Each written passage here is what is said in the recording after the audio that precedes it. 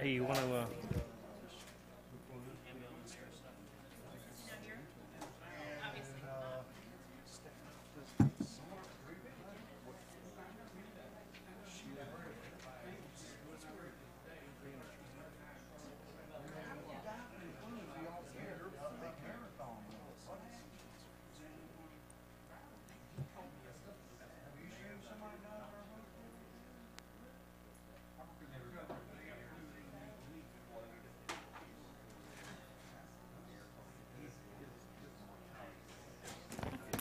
Who's Pastor Charles Lee? Could you raise your hand?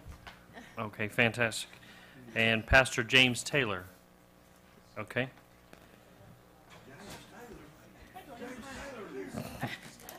Okay. So this Pastor Lee is in the gray suit. Pastor James is in the tan suit. No, we didn't get started yet.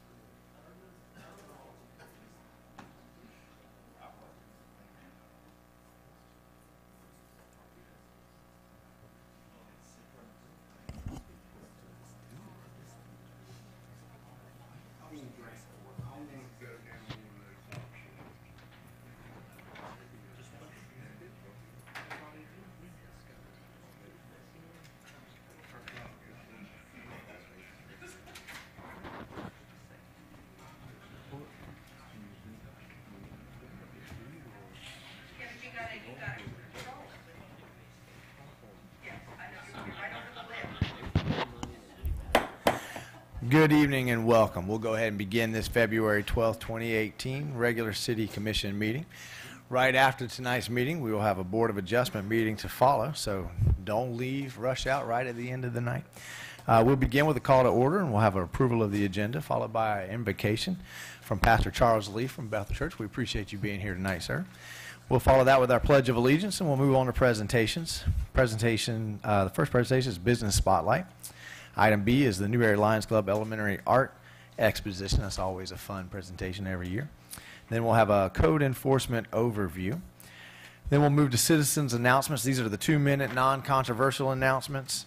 Then we'll move on to our consent agenda. Item A is January 22nd, 2018 regular commission meeting minutes. Item B is the January 29th commission workshop meeting minutes. C is the invoices, D is the proclamation proclaiming March 2018 as Problem Gambling Awareness Month, and E is the Great American Cleanup. We'll move on to our public hearing and ordinances. Item A is the legislative public hearing, second reading of ordinance 2017-15. The proposed changes are related to removing the prohibition on locating concrete and asphalt batch plants within the city of Newberry as specified in policy URI.13.1 and amending the requirements for special use permits as specified in policy URI.1.1. Item B is legislative public hearing, second reading of ordinance 2017-16.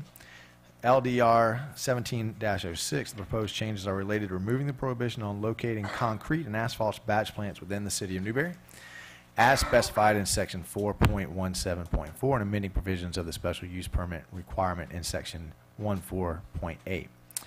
Item C is a quasi-judicial public hearing. I'm not going to go through all those land parcel numbers. Item D is the legislative public hearing and first reading of ordinance 2018-01, and that's an ordinance amending the City of Newberry land development regulations allowing for the construction of one accessory dwelling unit in agricultural and single-family residential zoning districts. Then we'll move on to our agenda items, Community Redevelopment Agency update, and item B is a local option fuel tax update. Then we'll have comments from the city manager, city attorney, city clerk, commission, mayor, citizens, and we will finally adjourn. Do I have a motion to approve the agenda as read? I have a motion from Commissioner Glanzer, a second from Commissioner Martin. Are there any comments, changes on the agenda? Are there any comments from the public on the agenda as read? I would like to say we are now 100% up and running on our technology, so this will be the last night unless anyone from the public reaches out to me and objects that we'll be reading the agenda in its entirety like that from henceforth. Now that we have it all set, we'll approve the agenda and try and save everybody a couple of minutes. So if you've got strong feelings on that, please feel free to reach out and speak to me. Not tonight. Email me, let me know. We'll be glad to talk about it. Hearing no comments from the public, all in favor, say aye. Aye. Motion's approved unanimously.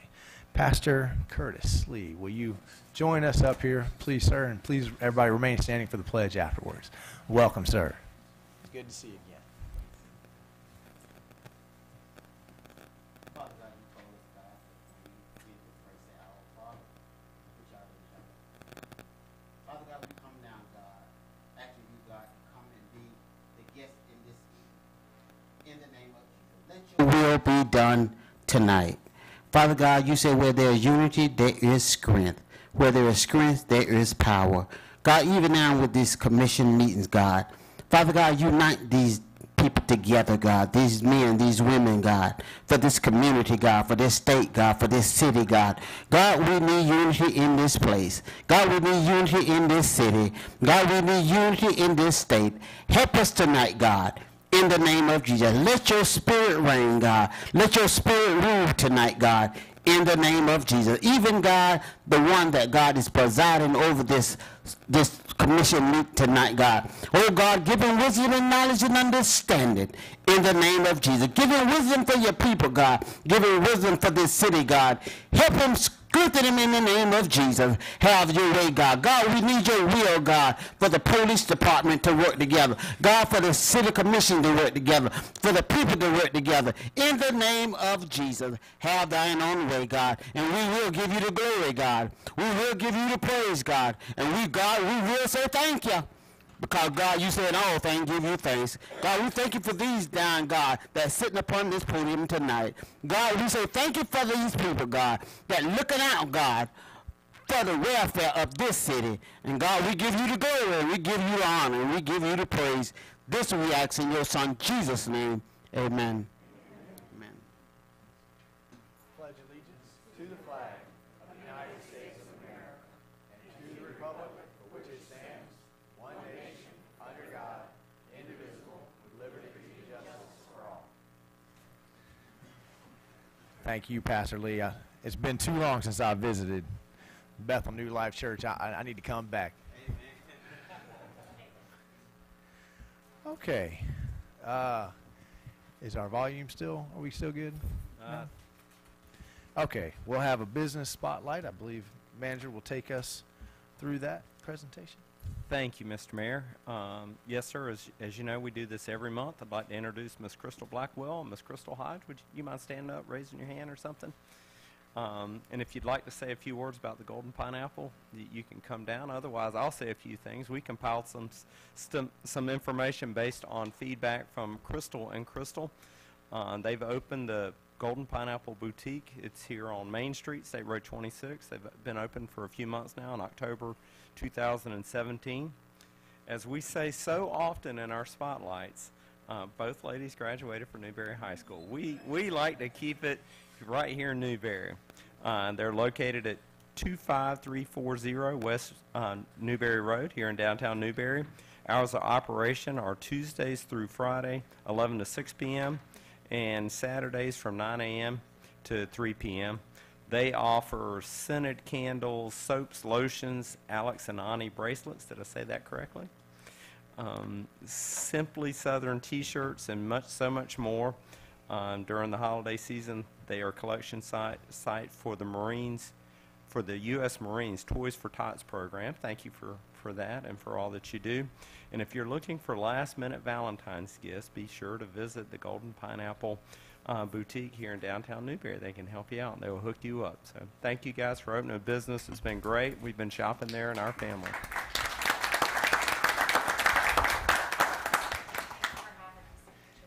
If you haven't had a chance to go in, you guys did an amazing job renovating that spot. It looks incredible. Fellas, if you struggle finding just the right Valentine's present, go in there and just fess up, admit to them that you're not very good at that, and they'll take you by the hand. They'll lead you around and show you some different options. So we appreciate you, and we wish you all the best of luck. All right, we are joined tonight by the Newberry Lions Club, who host a an art exposition at our elementary school. So come on down and introduce yourselves and tell us a little bit about what you do down there. Thank you, Mr. Mayor and Commissioners, Mr. New. I was just saying something I haven't seen before. Okay.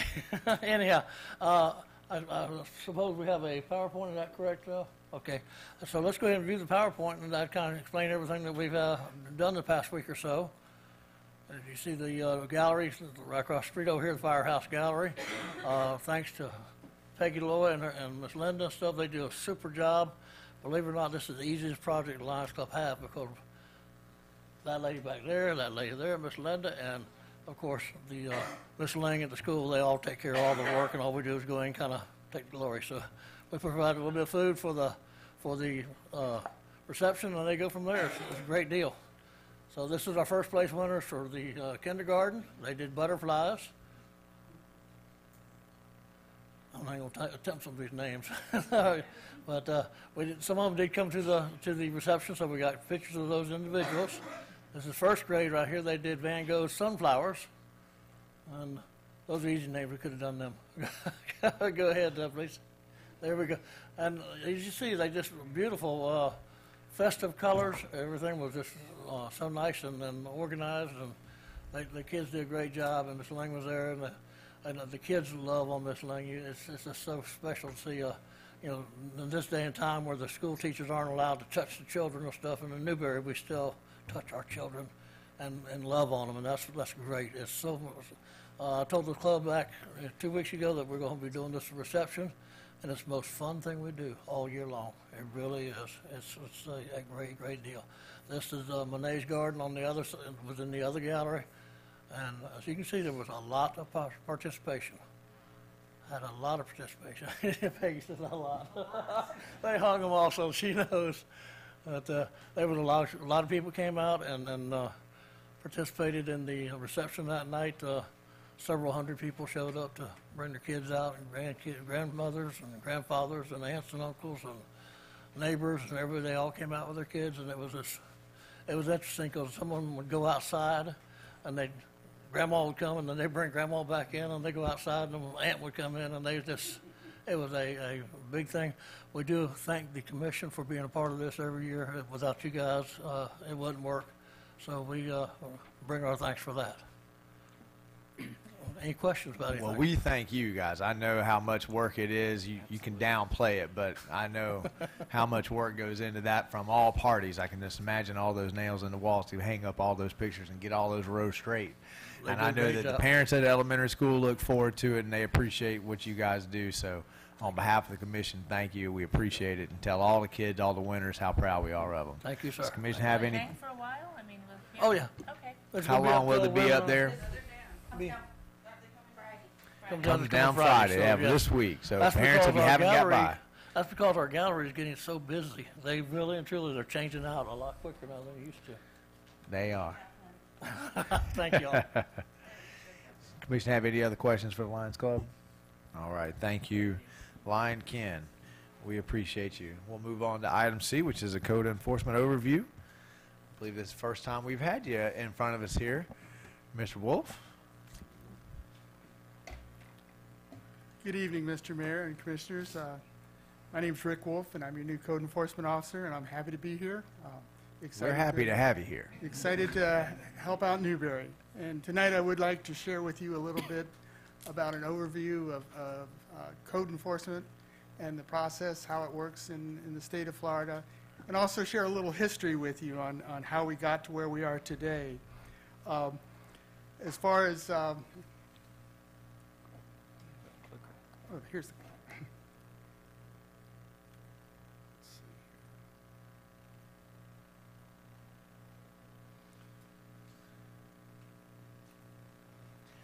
That clicker always takes a little bit of training before Yeah. you. There's an hour-long user's manual class. Thank you. Just raise your hand up there, and Miss Okay. Amy's real good at that. So, again, tonight, we're going to talk a little bit about the overview and the history and how the authority is delegated from the federal government to the state government to the local government and that occurs through both the United States Constitution, the state Constitution, state statutes, and civil code, and then down to local government ordinances and codes.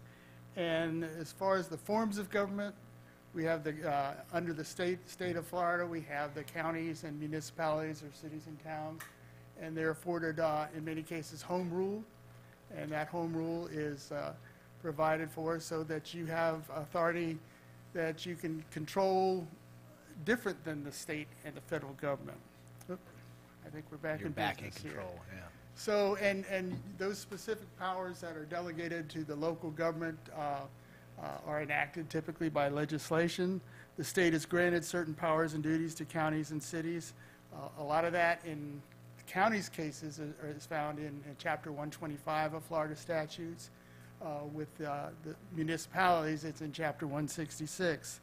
And examples of some of the delegation of authority to local governments is the ability to create zoning and land development regulations, to operate utility systems, establish building departments for permitting and inspections, adopt codes and ordinances such as zoning and nuisance codes, and of course to establish programs to enforce those codes. And in doing that, you always want to be consulting with your legal authority on the local government level, your city attorney, Mr. Walker. And of course, also, there are some cases that might warrant discussions with the state attorney's office or an administrative judge. So those are some of the local authorities that we deal with. So as far as code enforcement, the primary statute that is dealt with from the state's perspective is Florida Statutes Chapter 162. This is the statute that gives authorities the power to create a code enforcement board process. And these ordinances in the local level, you have your land development regulations, and some examples would be Section 3.4, which is about the code enforcement board, 3.5, which is your special magistrate process, and then Article 4, which is your zoning regulations. So the typical process for code enforcement, how that typically occurs, and we're going to is you have a code enforcement event, initiation of an alleged violation, and then the code enforcement officer receives that complaint and does some form of discovery of an inspection, surveillance, investigation, and then he collects the facts and determines whether a violation is occurring or not, and if it is occurring, he'll use his discretion to provide a remedy for that code violation. And the enforcement discretion, the remedies vary. They've got a lot of different tools in the tool chest for code enforcement officers. He'll implement a remedy strategy and confirm that compliance has occurred. If compliance has not occurred, then he will seek further legal action. And we'll talk a little bit more about further legal action. The civil process, the civil quasi-judicial process, is what has been granted to, here we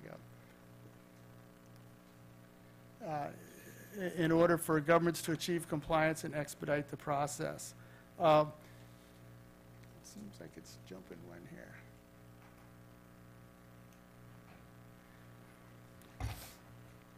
So you have the ability to do administrative remedies, judicial remedies, civil or criminal remedies, and notices of violation versus citations. Typically, the process that's going to be looking at solutions in the city of Newberry would be an administrative, civil, and notice of violation type process. So let's talk a little bit about the history of code enforcement. What happened was back in the early 70s, and I'm going to show my age a little bit here, the state legislature abolished local government municipal courts. They said city courts can no longer take place, that everything would go to the county, code enforcement, zoning, anything, civil violations would all go to the county court system. And what happened is the court systems were bogged down. Sometimes it took over a year to get a zoning case, a civil case to a hearing. And so that was a failure to help local governments get quick remedies for civil violations. So what took place is that the state legislature, to solve that problem, created a quasi-judicial body established by state and local law called the Code Enforcement Board. And its main goal was to achieve compliance and to have violators correct violations within a reasonable time. And they had jurisdiction to hear and decide on all alleged violations that were described in their particular ordinances. However, what happened is that smaller governments in many cases had difficulty in finding code enforcement boards that could fit all the profession categories, 5 or 7 member boards. And it was difficult to create that and keep a board ongoing. So the state legislature later on created the ability for what was known as a special magistrate, which would be an attorney that is hired by through an RFP process and then utilized to act as a special magistrate for hearings on code violations. So the special magistrate is empowered to issue findings of facts, conclusions of law, and also to impose fines if compliance is not attained or achieved by a given date. It is the duty of the code enforcement officer to initiate a code enforcement proceeding, and no member of the code enforcement board or the special magistrate has the authority or power to initiate a code enforcement action. Special magistrates do have the same powers and duties of a code enforcement board. I'd like to look just a little bit about how we envision the process for the city of Newberry. In terms of initiation of an event, we have 6 different inputs where code enforcement, what we call an action order, could be started.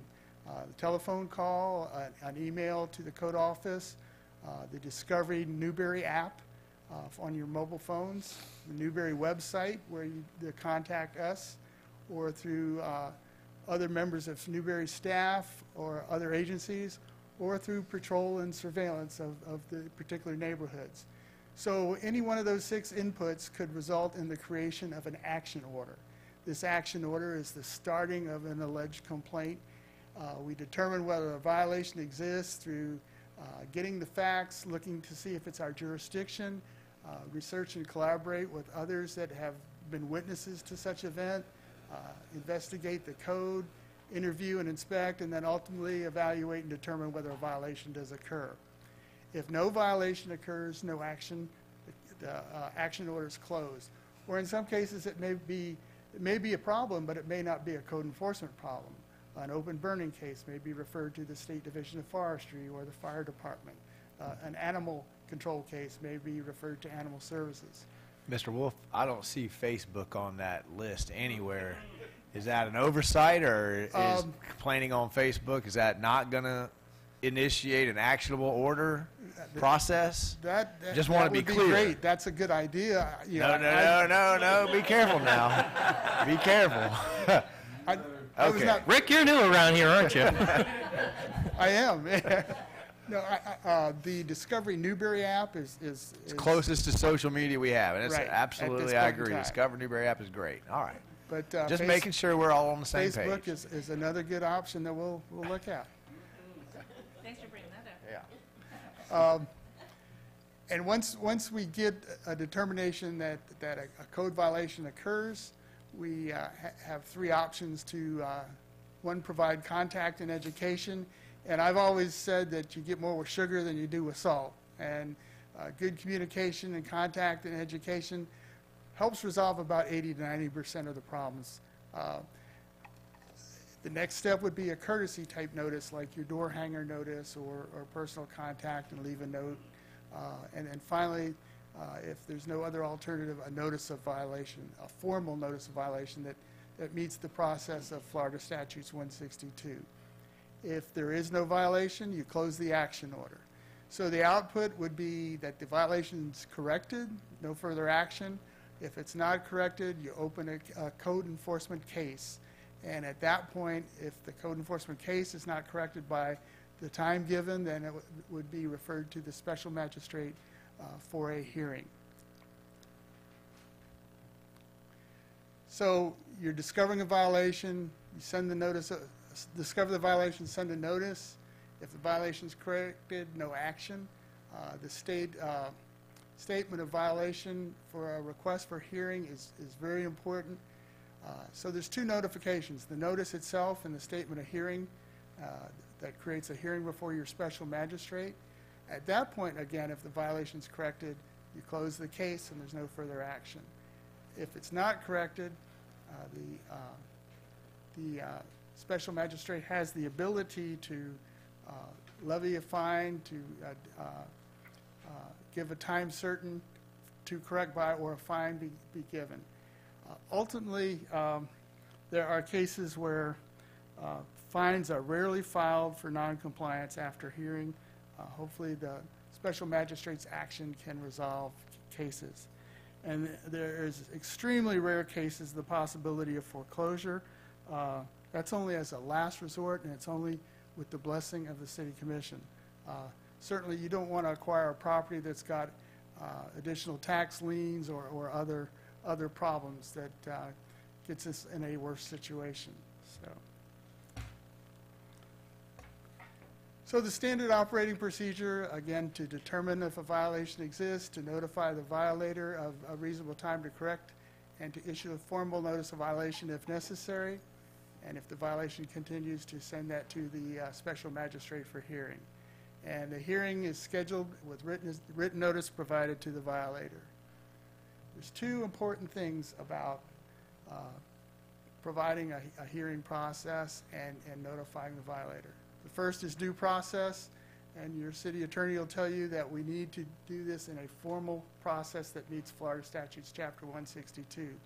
We need to guarantee that the alleged violator gets due process, which includes reasonable and proper notice as provided by the state and our local ordinances, and also a hearing and appeal process. Written notification of a warning, citation, or notice of violation is part of the proper process. Written notification of a hearing, a court case, or appeal also requires proper notice, and also there should be notice as to what the appeal process is for any code enforcement case. Under Florida Statutes Chapter 162, the appeal process goes to the circuit court. It does not go back like a magistrate's decision can't go to the commission for appeal. It has to go to the circuit court as provided by law. And it must be filed within 30 days of a decision by the special magistrate. How does the special magistrate determine the amount of fines? He looks at the gravity of the violation. He looks at any previous actions taken by the violator to correct the violation, or any previously committed violations by that violator. And the magistrate can also, at the request of the code officer, incur fines for cost of repair or prosecution. So what we've done at this point is we've looked at the city of Newberry and divided up into 4 zones that we're using for tracking purposes mainly, to see where violations are occurring and where we want to do some patrols or selective visitations to try to improve the code violations that we're seeing. Some of the examples of the violations that I've seen in the first month I've been here is, I must say that the citizens that I've contacted have been very responsive and very forthcoming with corrective action. I'm amazed at how good things are going so far. So, the improvement of property without building permits, accumulation of junk, vegetation and debris, inoperable or unlicensed vehicles, prohibited signs, hazardous lands or dangerous structures. That includes your overgrown vegetation, overgrown lots ordinance, parking of trucks, trailers, and recreational vehicles, minimum housing, and commercial businesses in a residential zone are some of the violations that we've seen over the past month. So in summary, we want to develop an efficient code enforcement process to assist our citizens in Newberry. Special magistrate is a good method to help code enforcement obtain compliance, and we must make sure when we do that to verify that we do have regulatory authority and that we do have proper jurisdiction. Proper service, notice, and due process are very important, and we want to follow the provisions of both Florida statutes and our local ordinances.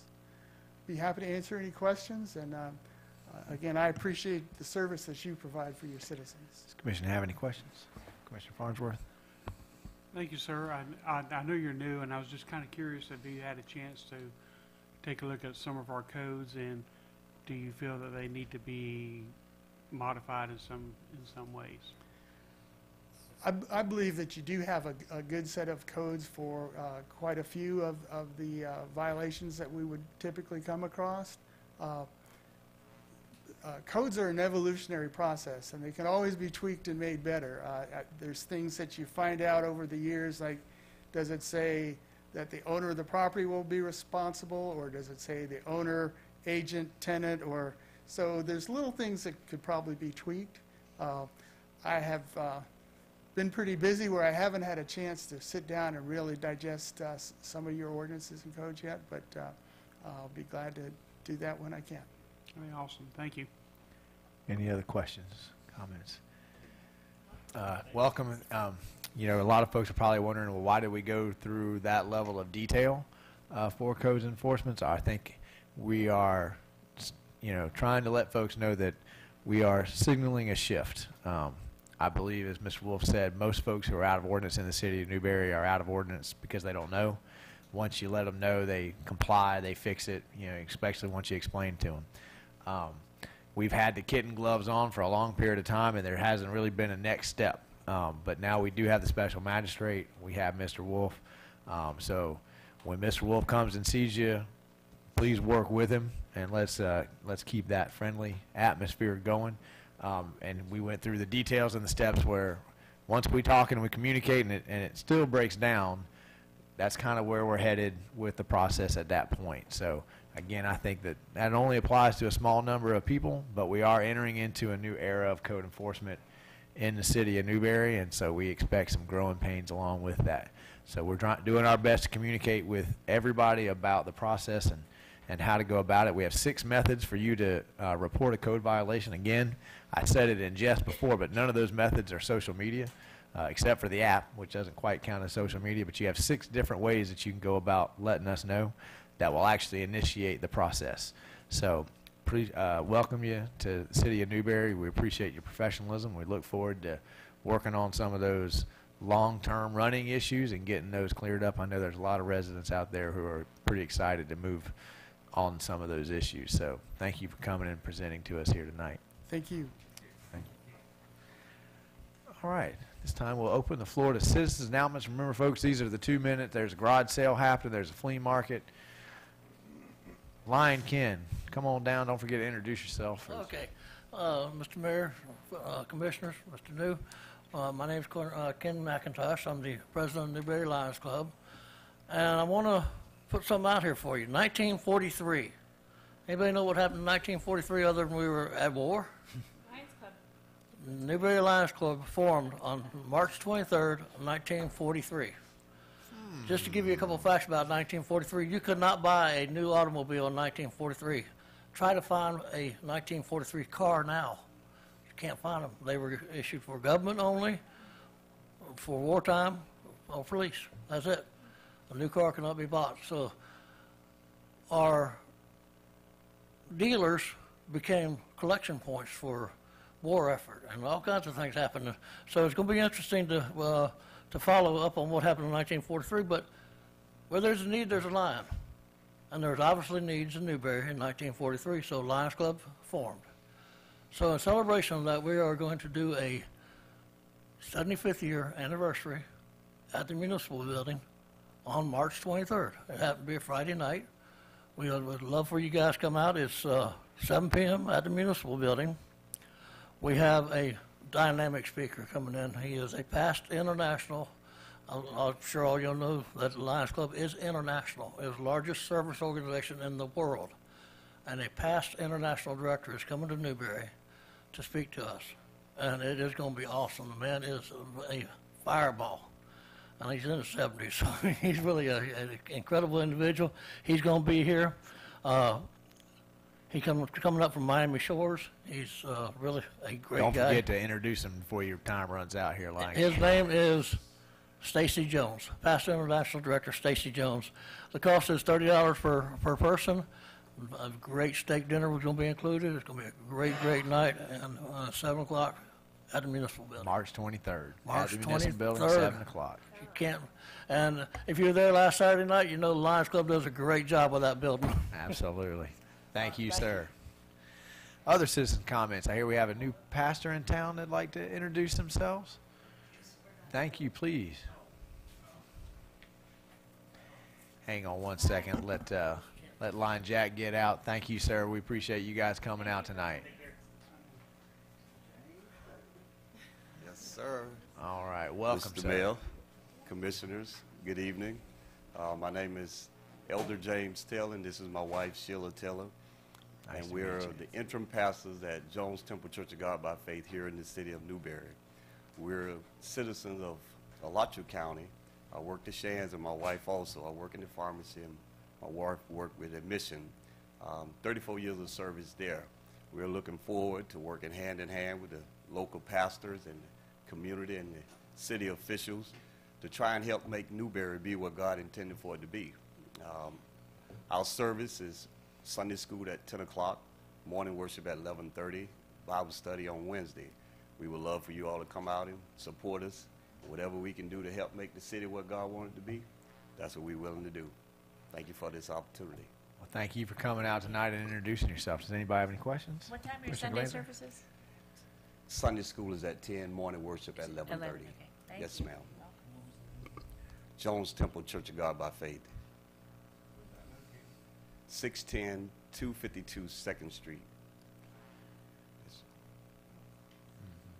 All right. Well, thank you guys for coming out. We appreciate it. It's always good to welcome a new pastor, especially a young couple that can breathe some life into the young folks here in town.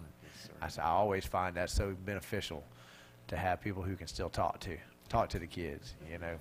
And my wife, mom, was born and raised here in Newberry, so it's like Oh, all right. What's your coming mother's back name? home. Dolores McCrae. Oh, okay, crazy. Yeah, you are old time Newberry. Yeah. Yeah. All right. Well, welcome home then. Thank you. All right. Thank you. Yes, sir. Any other citizen comments?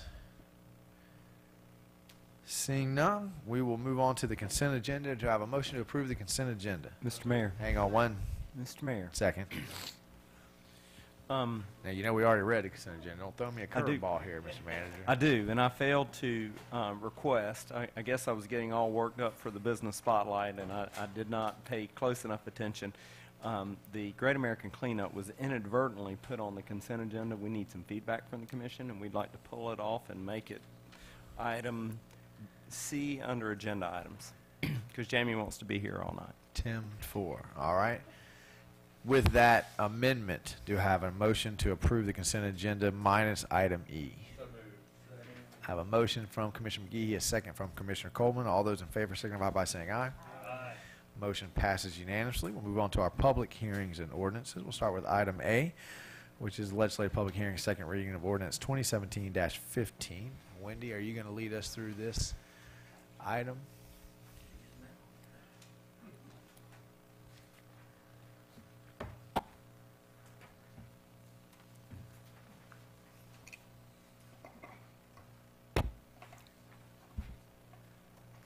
That is not through the right item.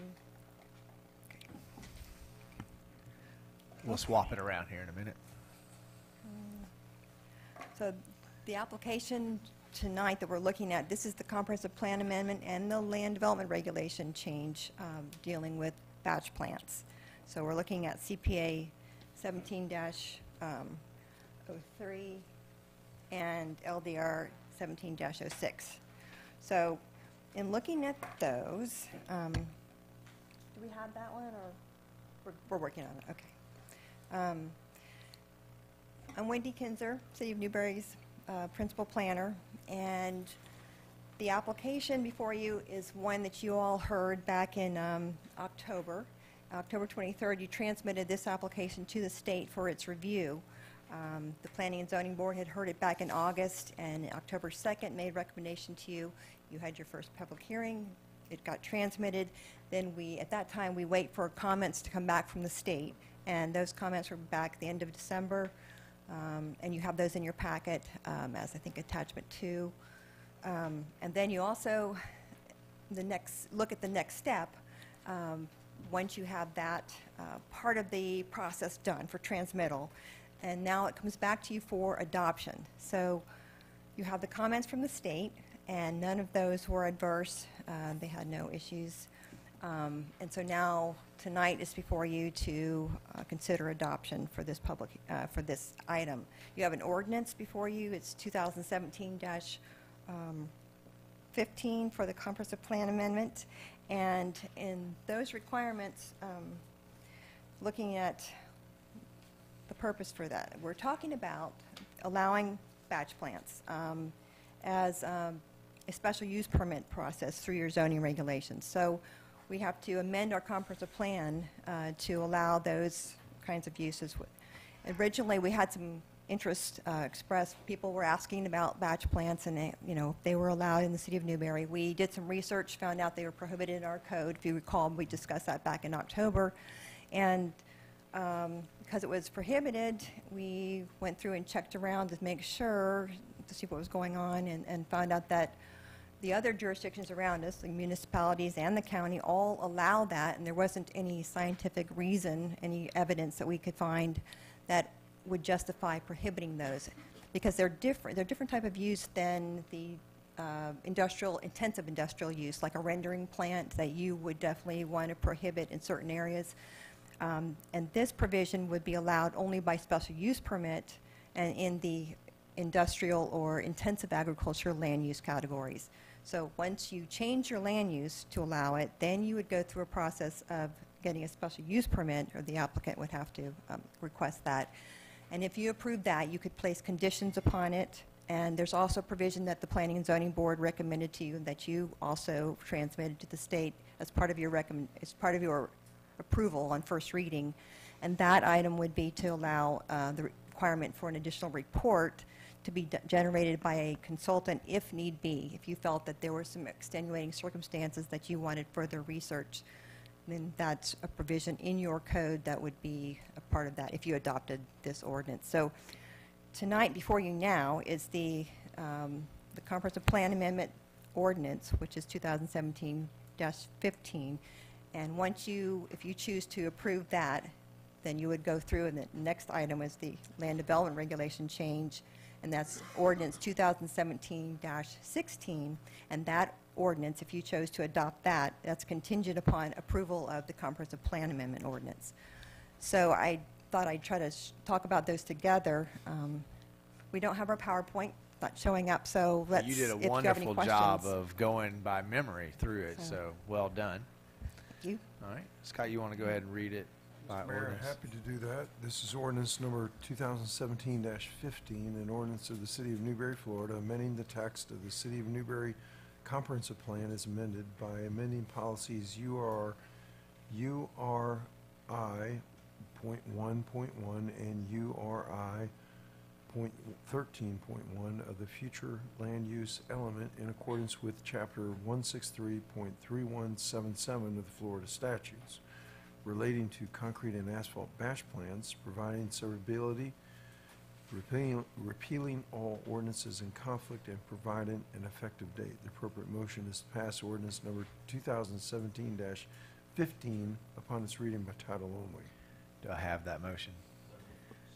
I have a motion from Commissioner McGee and a second from Commissioner Colvin. This is the second reading. Does anybody have new questions that they want to ask to Wendy or staff? Commissioner Martin? I just wanted to say for the staff, I appreciate you getting us up to speed on these things, considering that our fellow cities are doing similar things as well. And I also appreciate the forethought to make sure that these are going to have to come back through on special permit and not just blank slate. Any other questions or comments? All right. Do I have any questions from the public on this agenda item? Hearing none, all those in favor signify by saying aye. Aye. Motion passes unanimously. All right, Wendy, I think you're back up for item B, legislative public hearing, second reading of ordinance 2017-16. And By that's- memory again? That's the application we alluded to when talking about the comprehensive plan amendment. This is your application LDR 17-06, which is also ordinance 2017-16. And that provides for the ability to, if you have the land use category that allows batch plants, then you would be able to have the applicant request a special use permit by which you would hold public hearings and consider adopting that permit, but with adding special conditions, and also you may require a report from a consultant that would analyze the location and any concerns you might have. The staff's recommendation is for approval. This is your second reading on this ordinance, and it is the approval of this ordinance is contingent upon your approval of the comprehensive plan amendment ordinance, which you have just approved. Thank you, Wendy. Scott, you want to read that Yes, ordinance? sir. This is ordinance number 2017-16, an ordinance of the City of Newberry, Florida, amending the text of the City of Newberry Land Development Regulations, amending Section 4.17.4 entitled Prohibited Uses and Structures, to amend the requirements for the location of concrete and asphalt batch plants, and Section 14.7 entitled Special Permits for Industrial-Based Uses or Activities, to amend the requirements for the permitting of industrial-based uses or activities, repealing all ordinances in conflict, providing for severability, and providing an effective date. The appropriate motion is to pass ordinance number 2017-16 upon its second and final reading. Do I have that motion? So moved. I have a motion by Commissioner Martin and a second by Commissioner Glanzer. Any questions for Wendy from the dais? Does the public have any questions on ordinance 2017-16, the second reading? Hearing none, all those in favor signify by saying aye. Motion passes unanimously. Okay, we will move on to item C, a quasi-judicial. Okay, since this is a quasi-judicial procedure, we want to ensure that the applicant provides a complete presentation of their request prior to any testimony being provided by the staff. All public testimony is going to be taken under oath. Everyone testifying will be subject to cross-examination. All documents and exhibits will be entered into evidence. The giving of opinion testimony is limited to experts, and closing arguments will be limited to the evidence of record.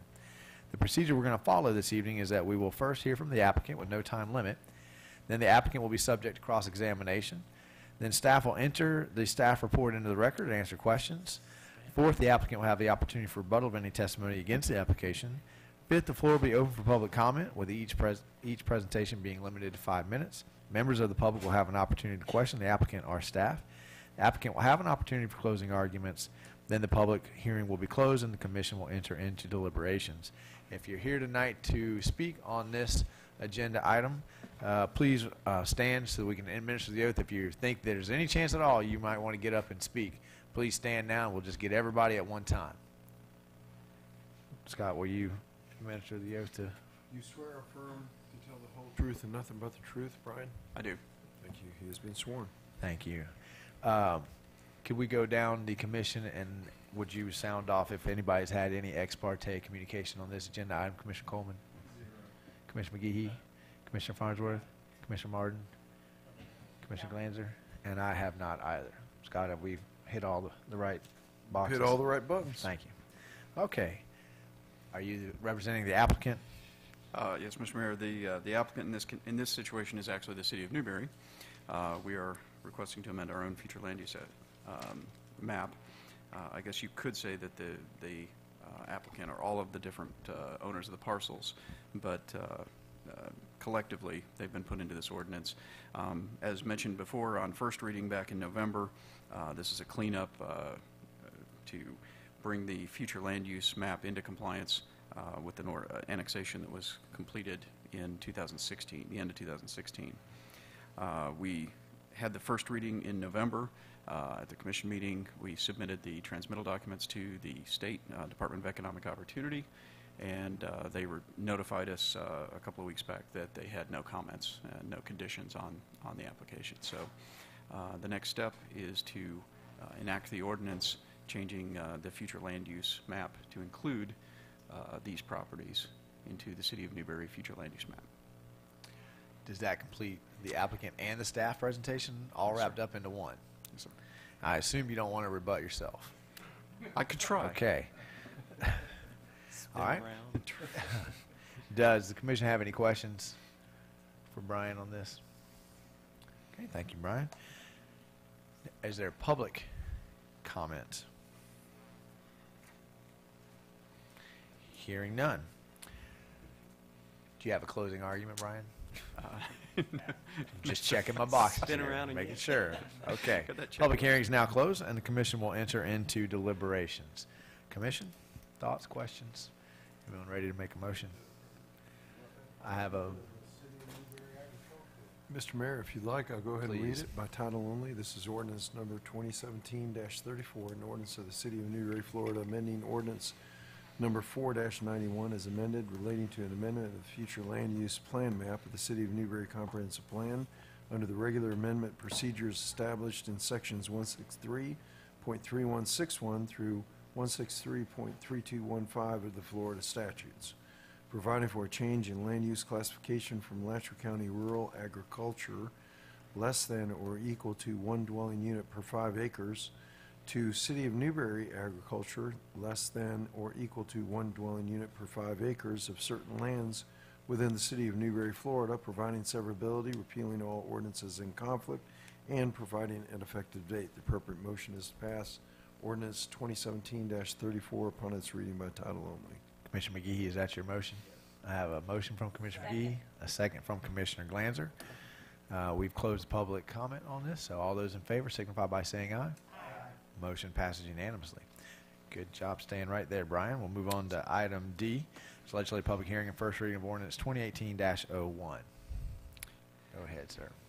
Thank you, Mr. Mayor. There is no PowerPoint for this presentation. It's a few months ago, staff approached the commission for guidance on their thoughts on whether or not the city should enact a ordinance that would allow for accessory dwelling units under certain circumstances in residential zoned property and agricultural zone property. The commission was favorable on the idea. It's something that Alachua County has actually allowed for, I believe, since 2005. City of Gainesville is currently under consideration for it, and other communities have been doing it for quite a while. It's something that has value for families that are trying to either bring their aging parents home and help take care of them in close proximity, or the reverse, bringing kids at home to help watch after the aging parents and help with their health concerns as the population ages.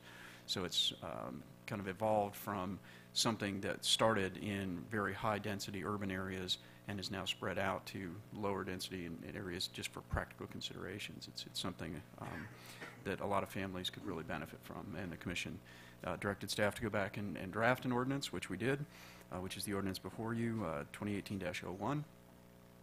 It went to the Planning and Zoning Board last month and is now before you in its current draft form. In a nutshell, it would allow for accessory dwelling units to be in either agricultural or all residential zoned districts. You could only do one additional dwelling unit per parcel, so you wouldn't be setting up a de facto multifamily situation. It would just be one. It would be limited to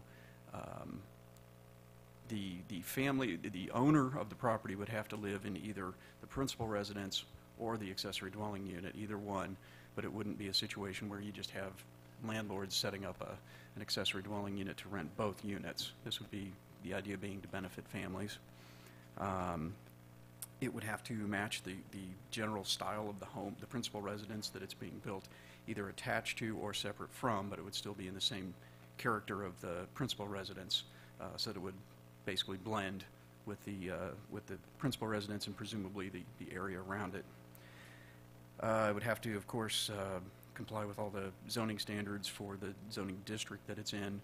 So, for instance, if you're in a residential district that's zoned for single-family residence only, not mobile homes, you couldn't take a mobile home and add it to that district. It would have to be a site-built structure of some sort, either an addition or a separate cottage unit.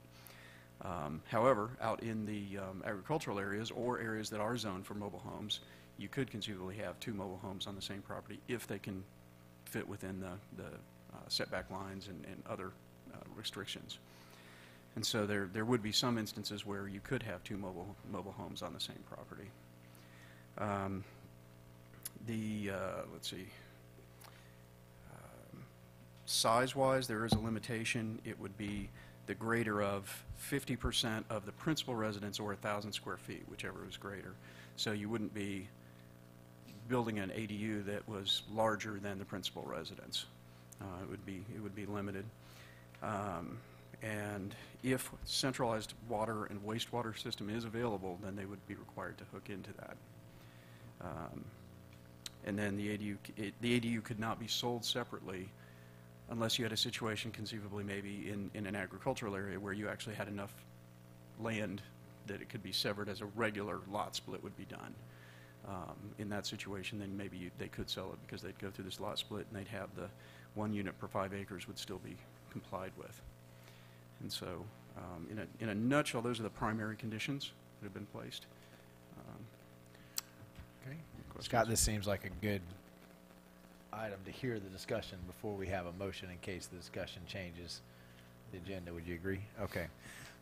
Commissioner Glanzer and then Commissioner Farnsworth. Is there a minimum lot size that you have?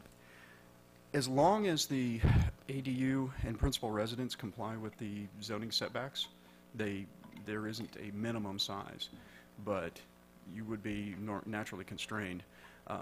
Another thing that isn't necessarily contemplated here, but you could have say in one of our planned development areas, the planned development could have its own set of deed restrictions or homeowners association restrictions that would preclude having an accessory dwelling unit.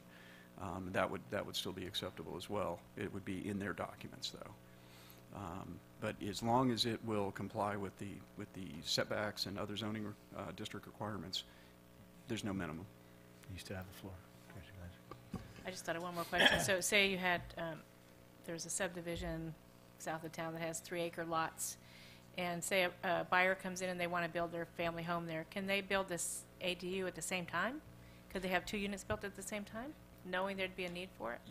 Yes, ma'am, you can. The provision there is that basically one of the 2 properties or portion houses it would be homesteaded.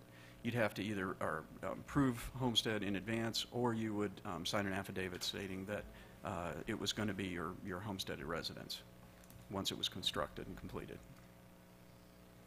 Commissioner Farnsworth. A few questions. Would the utilities be a separate utility for the dwelling? That is something that the commission might want to give direction on. As it's written, they would be separate. And that was at the request of the utilities director. He thought in communities he's worked in, it's been his practice or his belief that it was better to have them separate. Some of the communities that I investigated had them as a single meter for water and for electric. There's pros and cons to both, but at the advice of our utilities director, who has some experience with this, we wrote it so that it would be they could be on separate. And could it be like a 2-story house that will fall under 1,000 square feet total, or does that be like 500 on the ground, 500 on the second story? The way it's written, Mr. Ray, it would be up to 1,000 square feet or 50% of the existing house, whichever was greater, and so it would just be limited by that. And the last question is, the person moving into it, do they have to be a relative, or can it be just like a caretaker? The way it is written, they would not have to be a relative. The owner of the property would have to reside in one of the 2, but you would not be required to have a family member moving into the other. You could have a caretaker, the way it's written. So what would stop somebody from just renting out the unit? Actually, nothing in the ordinance. And I believe that was one of the things that we discussed as well in the previous discussion, was whether or not we should allow for just rentals. And the notes I had suggested that the commission didn't have have a real issue with using one of the units as a rental, as long as the owner resided in the other. Commissioner Clancy? I strongly support this. This is great for families that are aging and our age group, especially with parents. You said so it has to be 1,000 square feet or 50% of the main home, whichever's greater. So the main home could conceivably be 1,100 square feet, and you've got 1,000 square foot, second home. Is that what you? That's correct, Okay. yes. All right.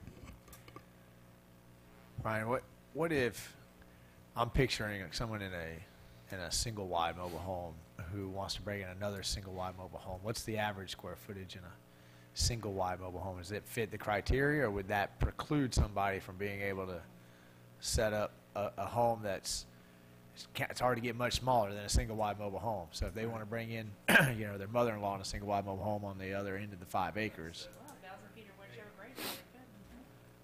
so that this wouldn't prevent that?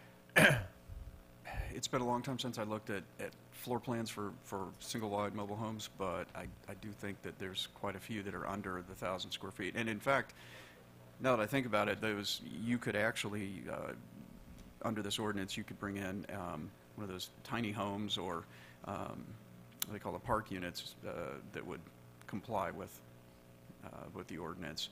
And those are probably in the 500, 600 square foot range, Okay. self-contained. And if they bring in a mobile home, there's still no ordinance or no part to this that says after so many years, once that person is gone, then they have to take it down. That's just they can rent it out and recoup their costs for putting it up and those kinds of things. Yes, Mr. Mayor, that's correct. Under this ordinance, they'd be able to do that. Unlike we do have the family waiver, hardship waiver, where they can bring in a second residence in agricultural zone districts. And they get a 5 and then a 5-year extension for a total of 10 years. This would be essentially permanent if the owner chose. Okay. Any other questions from the board? Public comment on this? Hearing none, would you go ahead and read I didn't hear anything in that conversation that changed the ordinance. Mr. Mayor, this is ordinance number 2018-01, an ordinance of the City of Newberry, Florida, amending the text of the City of Newberry Land Development Regulations as amended to amend Section 4.2.4 entitled Accessory Uses and Structures, Section 4.4 entitled A, Agriculture, Section 4.5 entitled RSF Residential Single Family, Section 4.6 entitled RSF/MH Residential, Mixed Single Family/Mobile Home, Section 4.7 entitled RMH Residential Mobile Home, Section 4.18 entitled PRRD Planned Rural Residential Development, Section 4.19 entitled MU Mixed Use Development, Section 4.20 entitled PRD Planned Residential Development, Section 4.21 entitled PD Planned Development, repealing all ordinances in conflict and providing an effective date. The appropriate motion is to pass ordinance number 2018-01 upon its reading by title only. I have a motion to approve. Second. I have a motion from Commissioner McGehee and a second from Commissioner Martin. I'll go ahead and open the floor one last time to public comment. Anybody have anything to say about the motion that's read on the floor? Hearing none, all those in favor signify by saying aye. Aye. Motion passes unanimously. Thank you, Brian. All right, we'll move on to our agenda items. Item A is the Community Redevelopment Agency, the CRA update. We're all on pins and needles. Mr. Manager? Thank you, Mr. Mayor. As you know, we've been working for a short while trying to establish a community redevelopment agency in Newberry. 10 short years. 10 short years. It has been on my top priorities list as the commission directs me since day one, and I've not been overly successful. But back in July, the two staffs, the Alachua County staff and Newberry staff, agreed on an interlocal agreement, which would not be the CRA agreement, but would be the basis for the CRA agreement. And this commission approved that interlocal agreement in August. The county commission stated publicly that it was their intention not to consider the CRA interlocal agreement until such time as the road issue between Newberry and the county has been successfully resolved. We've been meeting with county staff for a couple of months to talk about roads, and a couple things have come to light since the county commission made that decision. One is that the city of Newberry has determined and demonstrated that with regards to local option fuel tax, we are the lowest, we receive the lowest revenues of any of the entity that received local option fuel tax, and by a significant margin. And that we've asked the commission to address that. The commission has also filed a petition against challenging an annexation that the city of Newberry has. And so in consideration of those things, and we've been meeting with county staff earnestly to develop resolution to the roads transfer issue, trying to come up with a methodology by which we can make that transfer. It'll be palatable to both agencies, and there'll be a funding mechanism in place so that improvements to the road can be made, and so that ongoing maintenance for those roadways that are transferred can be handled. The thought is that all of these things that we've learned recently likely are sufficient leverage for the county to feel like that they still can get the desired outcome with regards to road, between the annexation, between the fuel tax, and there are ongoing discussions with them about road transfers. The hope is that the CRA, which isn't necessarily tied to roads, could be moved forward. And so staff's offer, suggestion, recommendation is that the city of Newberry might transmit, the mayor might transmit a letter to the Board of County Commissioners requesting that they go ahead and consider the interlocal agreement for creation of a CRA. I'd remind the commission that the CRA, as it sits right now, is still important. It would still be beneficial to the city of Newberry, but it's a watered-down version of the CRA that every other municipality in the county has. So the roads issue, the local option fuel tax, those two are actually related issues, because how we fund taking care of our roads is primarily, in the smaller municipalities, primarily through the gas tax distribution. So in my mind, it's not arbitrary to link those two issues. The county is asking us to take over roads. We're asking for an equitable distribution of the funding mechanism by which we would take care of those roads. The CRA and the roads are not linked in any way, shape, form, measure. They were arbitrarily placed together as a system of leverage.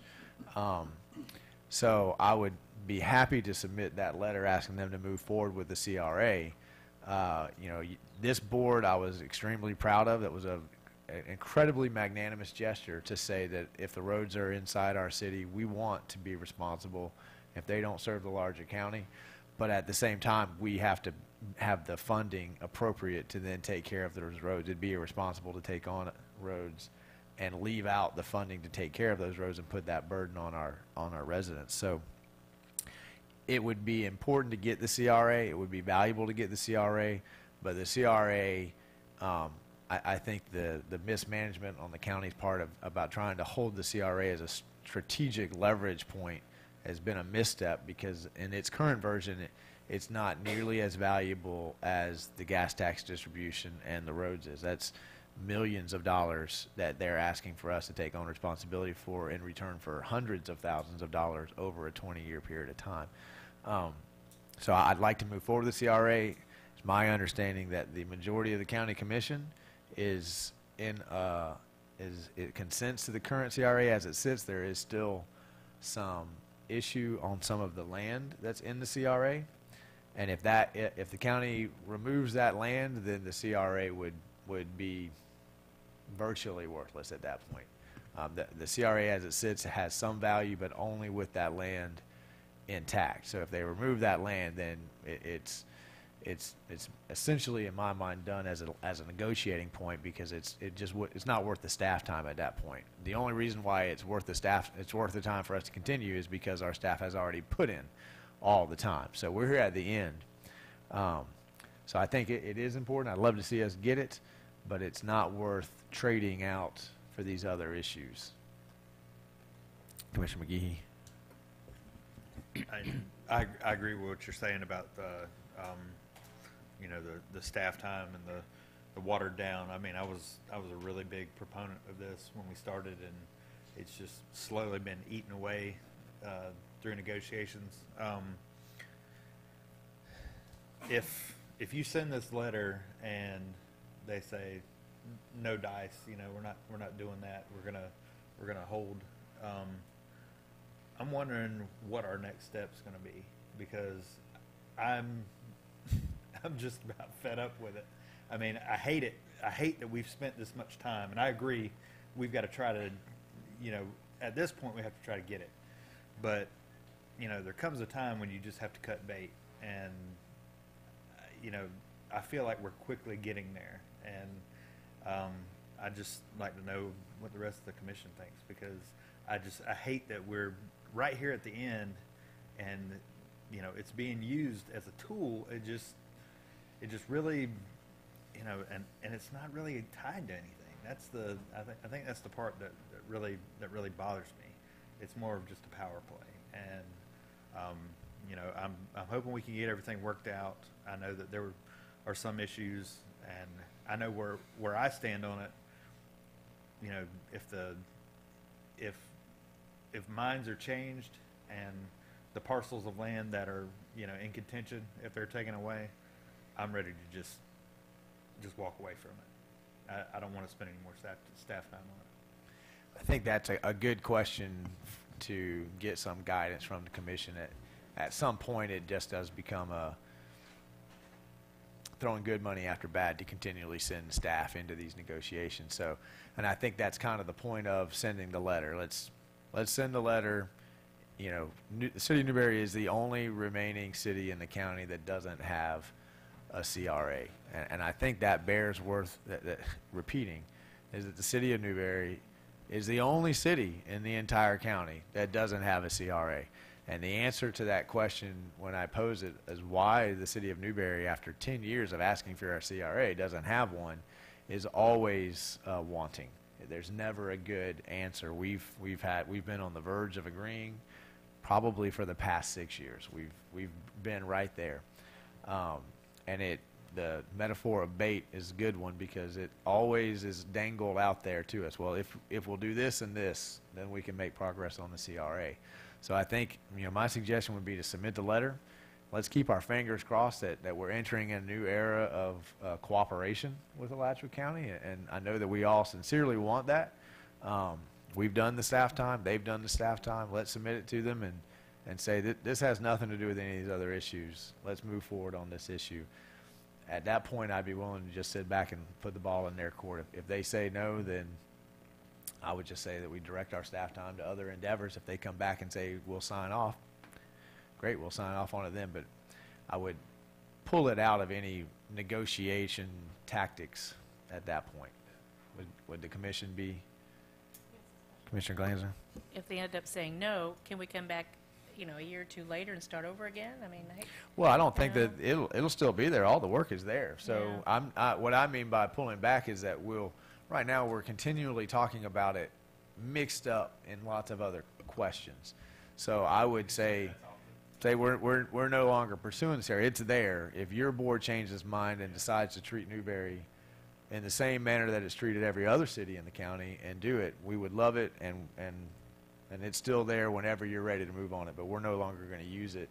We're no longer going to do something over here with the left hand, thinking that the CRA is going to be held out with the right. Does that make sense? But if you send the letter, I'd like you to see it strongly, emphasize that we're taking over the roads, and that's one of the things that we need the money for, Well, I'll strongly emphasize that potential is out there. I won't say that we're doing it yet, because I think it would be irresponsible for us to agree to do it I mean, right now, the city of Newberry is so disproportionately at the bottom scale of the local fuel gas tax. You know, we have many more miles of roads and our population is much greater, and we get the least amount of percentage when it comes to that gas tax. And the gas tax is always generally sold to the Alachua County public as primarily there to address road maintenance, road preservation, those kinds of things. So you would think a city that has as many miles as we have would be adequately funded to take care of those miles. So I will certainly make those points that we would certainly love to work with the county, but cooperation has to be a two-way street, and it has to be real cooperation. It can't be continual promises that are never fulfilled. I mean, this board agreeing to even take the roads was an unprecedented gesture in all of Alachua County, perhaps all of the state of Florida. And the fact that magnanimous gesture was not seized on and used to build a bridge between our two governing bodies is disheartening to me, because they have continually said that that's what they're looking for, is an opportunity to build a bridge, and this board did it. You guys offered it up to them without being asked. You put it on a silver platter and said, let's work together. We agree with you. We'll do this, even though at the end of the day it might cost us more money to do this. We ideologically agree, and so for that issue to be tied to the CRA arbitrarily, and then compounded with the disproportionate local fuel tax distribution, is a hard concept to get your mind around. So I'll make sure that I articulate that better in the letter. If this board approves me to send such a letter. But that's kind of where we at. And I don't mean to sound apocalyptic about it. I believe that we are going to make some progress. I think that the county will vote to give us the CRA. I believe that they'll be equitable and fair in the distribution. And I think that we have good times in front of us working together. But I am an optimist. So, Commissioner Martin. I appreciate your comments. They're very well taken. You know, I don't have any desire to sound adversarial. I don't want the opinion of the county that they only hear from Newberry when they want money, because quite frankly, I think it's a little bit empty. I think these are not new issues. I mean, the CRA has been going on for 10 years. We've had agreement by our county commission on several occasions, just the execution part hasn't followed through. I think that the CRAs are completely useless if you can't get to them.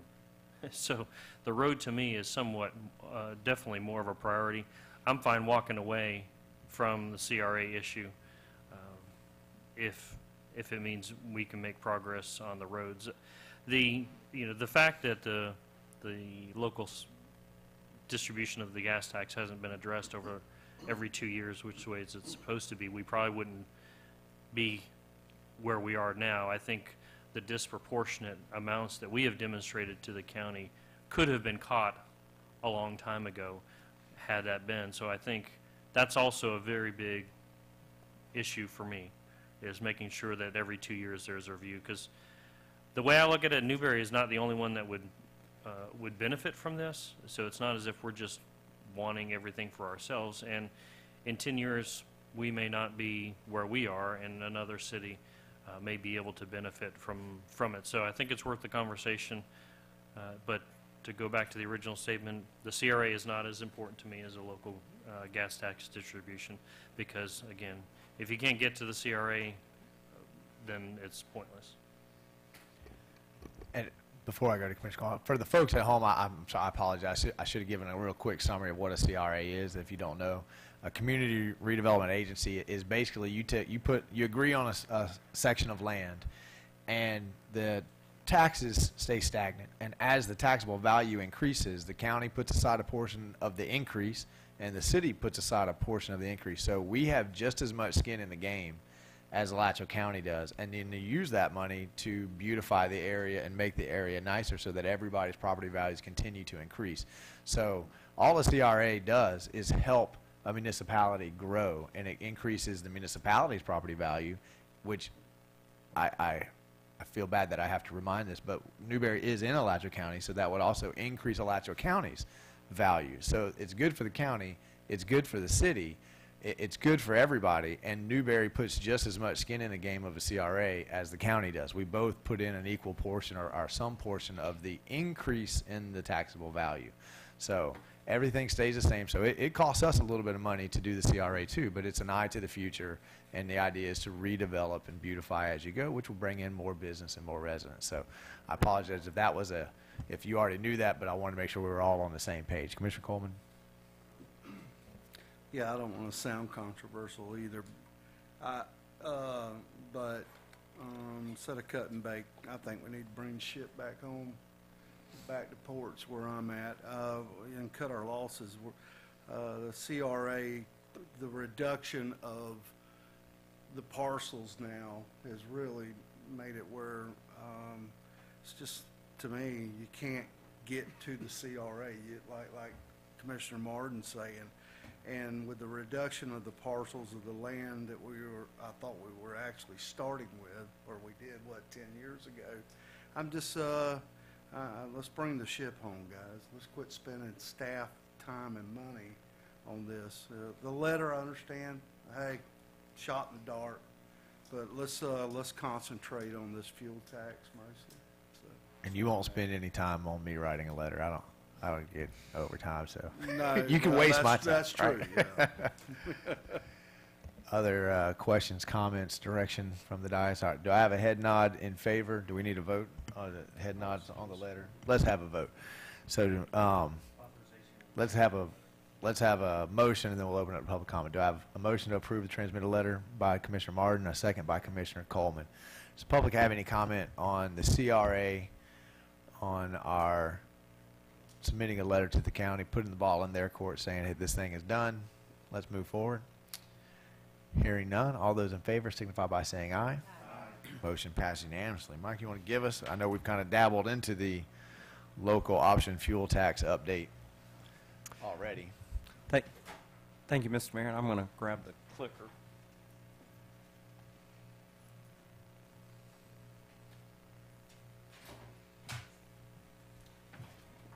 And by way of an update, we'll try to give the abridged version. There's been a lot of if we go blow by blow, this would take a while. But I think we've kept you abreast by emails, by telephone correspondence. So just kind of hit the high points on where this thing is, and staff is soliciting some direction from the commission when we get to the end. So just through the bullet points, you know that Alachua County and Gainesville reached an agreement on distribution of the 11 cents local option fuel tax. That was back in November. They put together an interlocal agreement, and that's when we began discussing it because we didn't feel like the allocation for Newberry was justifiable. It didn't seem to be based in anything, and it was arbitrarily low. We spoke before the Alachua County Commission on December the 12th, and they approved the agreement, but they directed staff to hold off on transmitting the agreement until March. And they also included in their motion a statement that says to direct their staffs to work with the small cities to update the allocation to the small cities with the objective of developing a more equitable allocation for all. And the key statement would, staff should inform the small cities that failing their ability to arrive at a more equitable solution, the city of Gainesville and the county will do so. So that was part of the county's motion.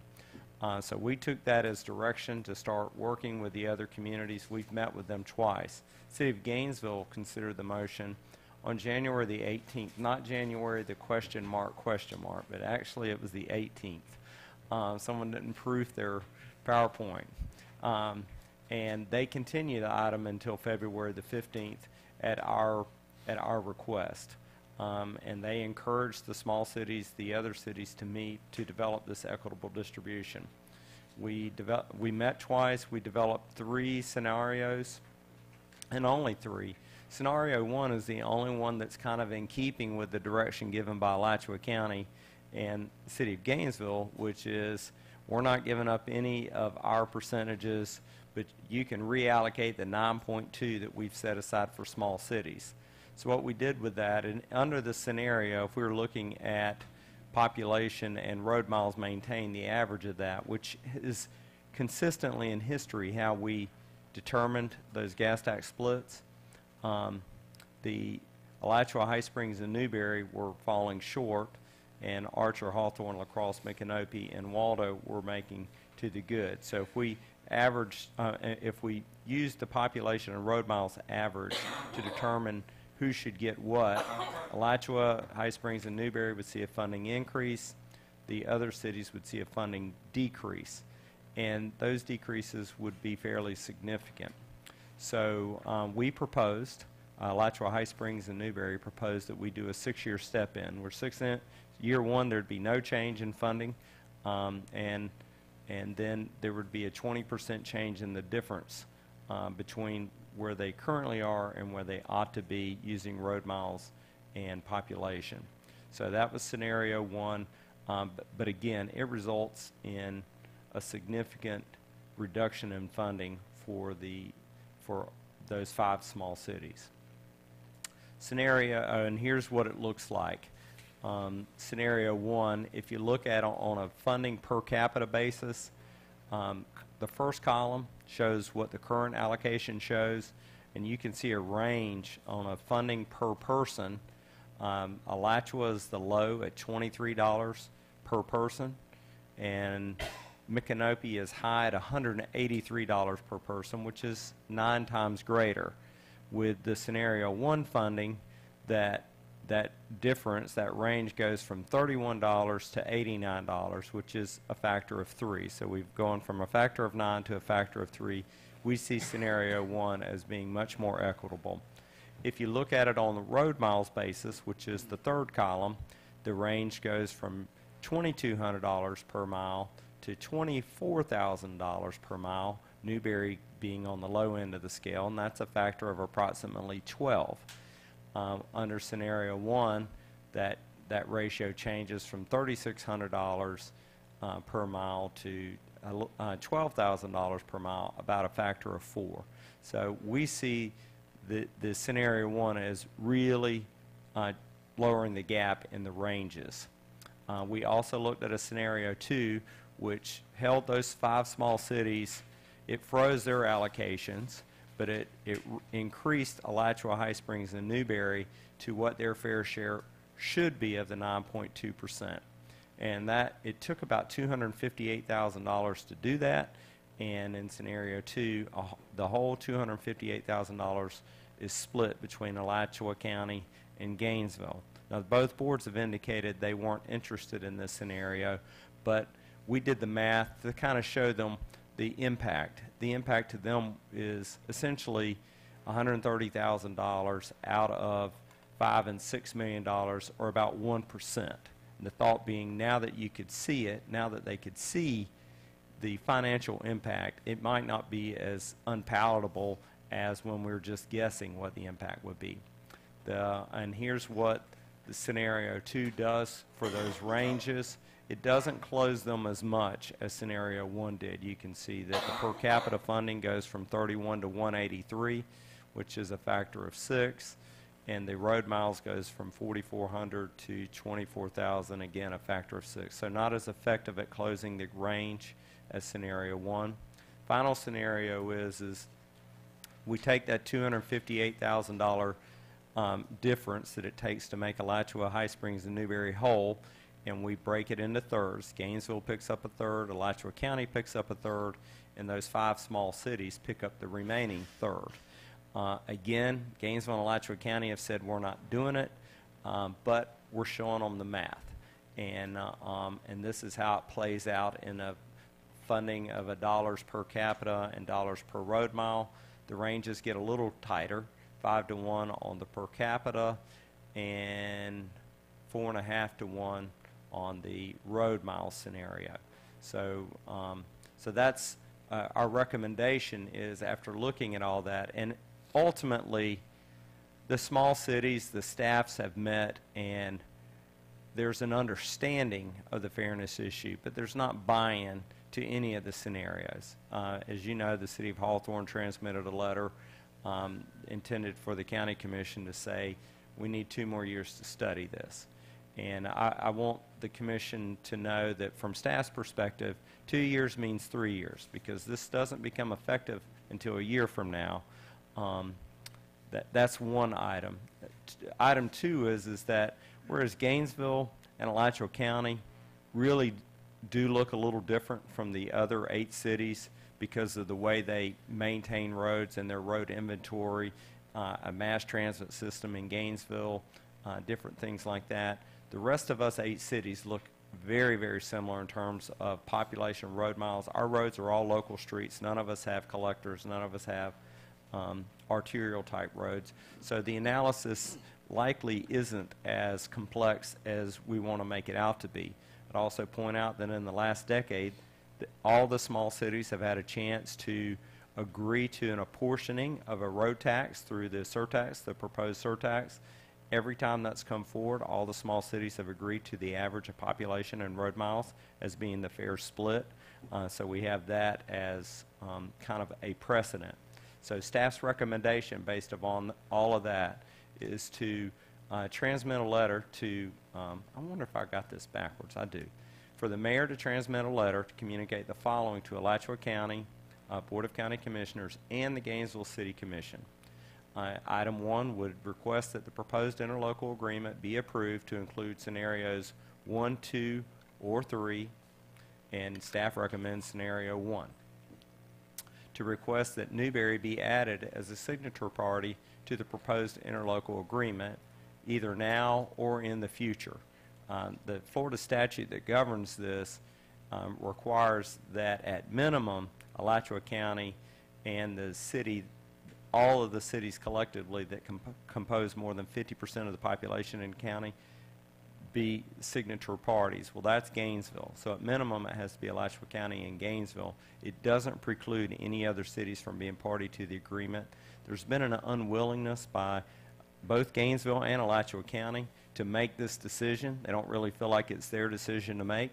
By adding us as signatories, we could take that burden from them. Also, to request, Part 3 is to request that the proposed interlocal agreement include language indicating that the allocation among the 8 cities receiving revenue from the fuel tax be based upon the average of population and road miles maintained.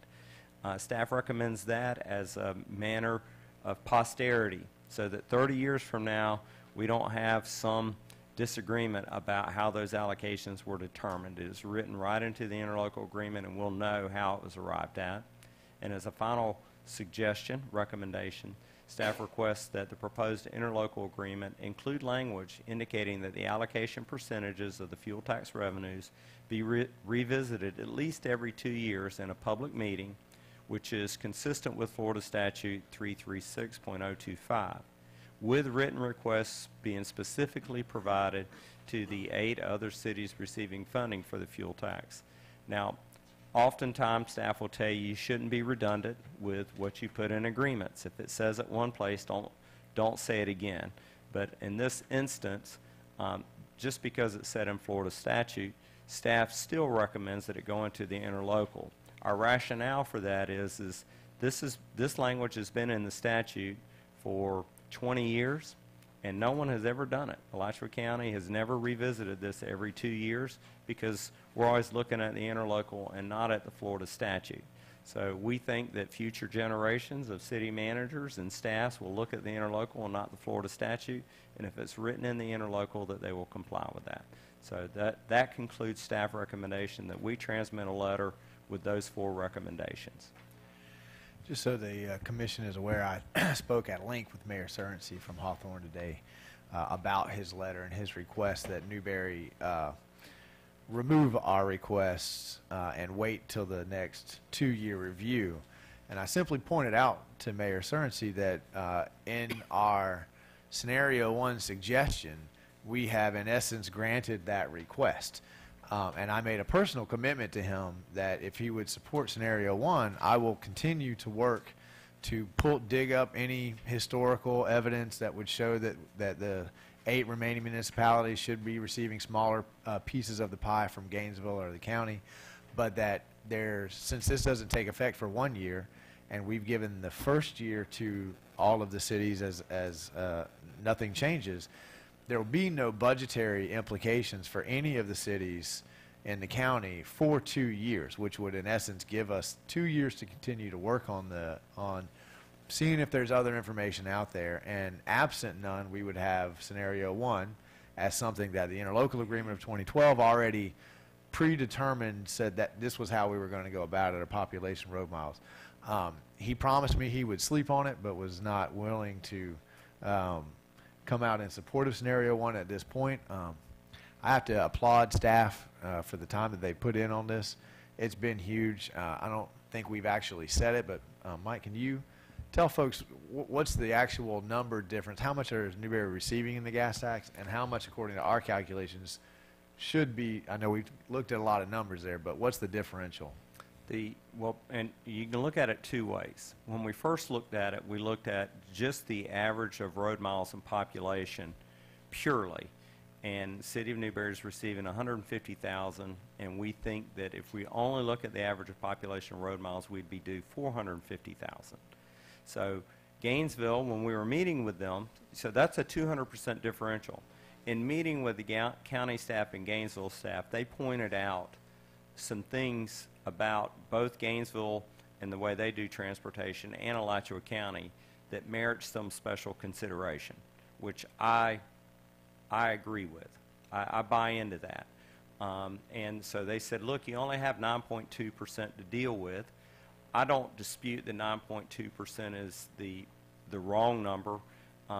10 may be the right number.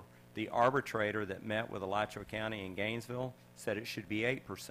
So I felt like, okay, I'm comfortable telling this commission that 9.2% is likely the right number. Using our fair share of the 9.2%, Newberry is entitled to $300,000 a year. So there's still a $150,000 deficit, or 100% of what we're currently receiving. It's a big deal to this commission. Over the 10-year agreement, it's $1.5 million for us to put towards road construction, road maintenance. I just wanted to make sure everybody understood that we're not talking about, we're talking about some serious money to take care of our roads. And $1.5 million over the course of 10 years, that's a lot of road grading. That's some chip seals, that's potholes, that's a big deal for us. And that's why we've been so focused on this issue. Commissioner Martin. Thank you, Mr. Mayor. I appreciate the staff. The amount of time that we have spent offline talking with the mayor and with staff about this is priceless, particularly for the citizens of Newberry.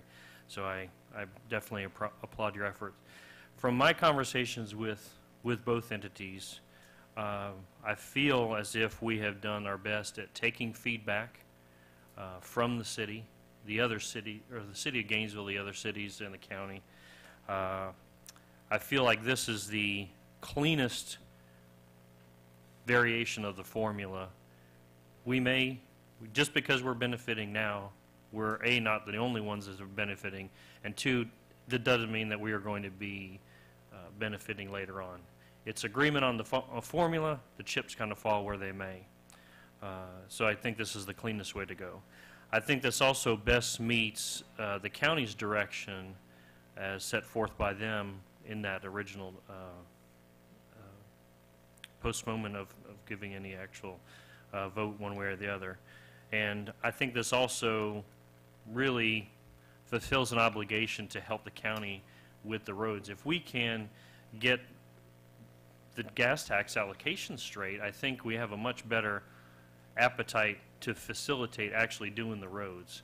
And for as much grief as the county gets for the roads, this would be an excellent opportunity for getting some of that stuff off of their plate. And everybody in Newberry is a citizen of Alachua County also. So if we can better allocate these resources towards what they're actually sold to be used for, I think that's a win-win for everybody. Commissioner McGehee. Yeah, Manager New and I attended that first meeting, and I know I was just short of begging them to delay this, which I appreciate them doing so.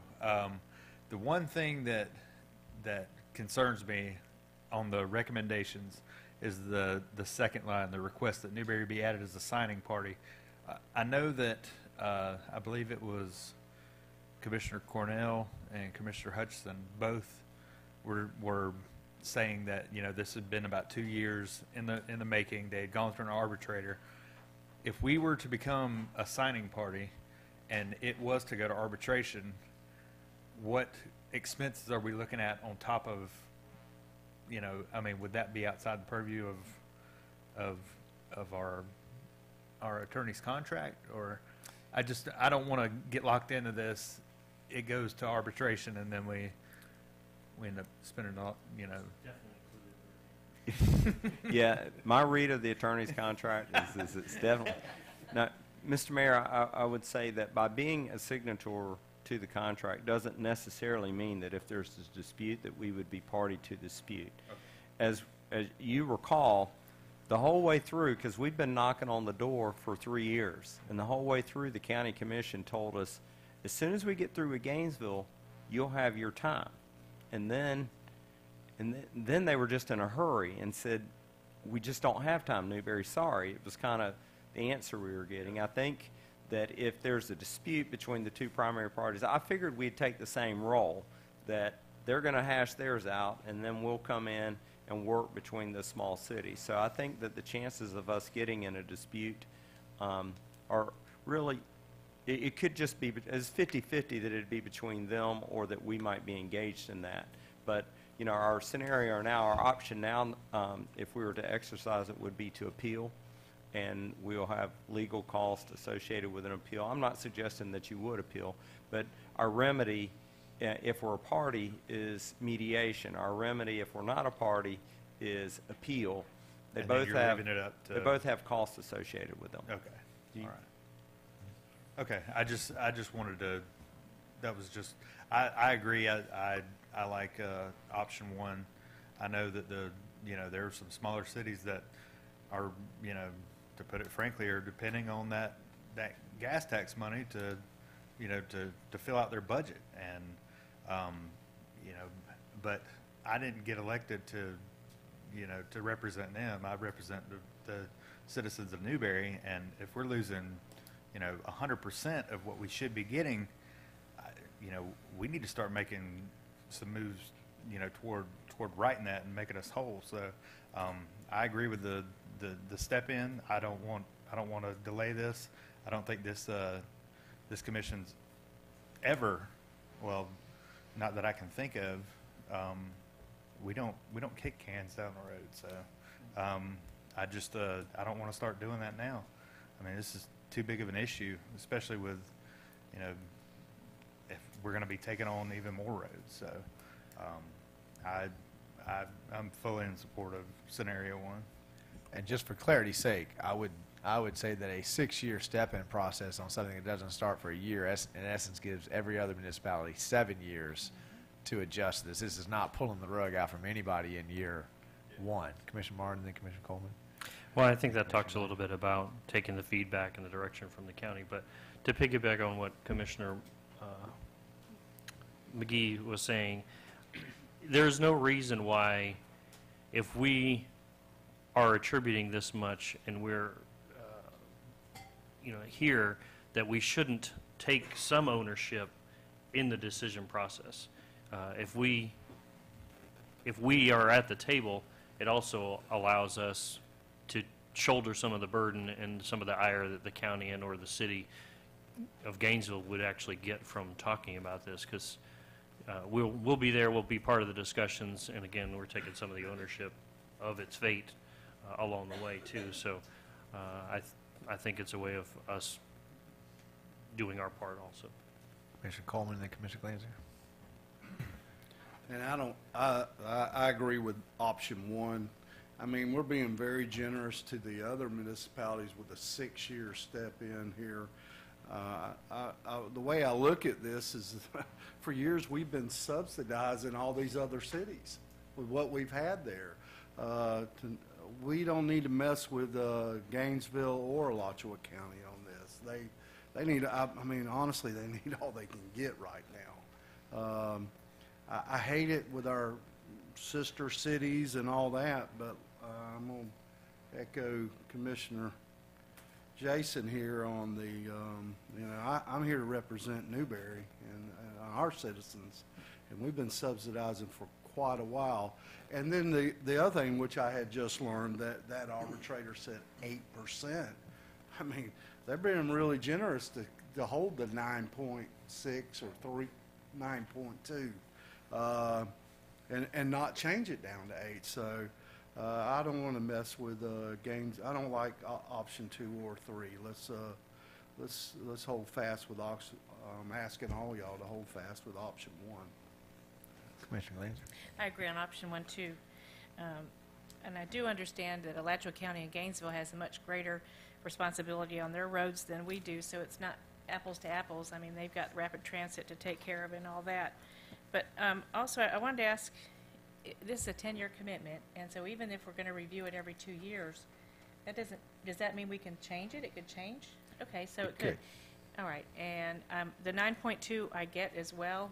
I mean, again, because Alachua County and Gainesville has more responsibility on their roads, I understand why we can't get a bigger piece of that pie.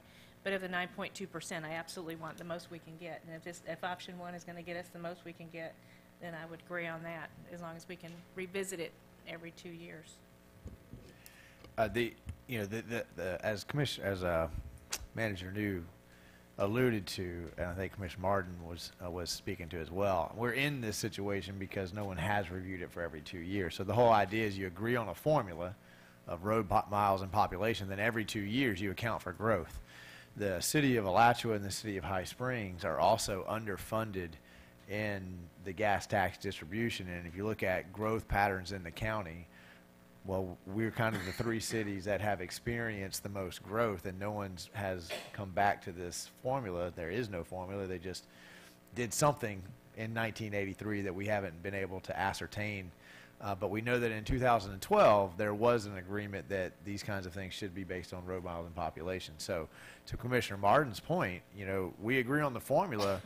In 10 years, Hawthorne could explode, and the situation could be completely different. Let's agree on a formula. And that's the basic question that started this whole process 2 years ago was, how is the formula of the distribution figured out?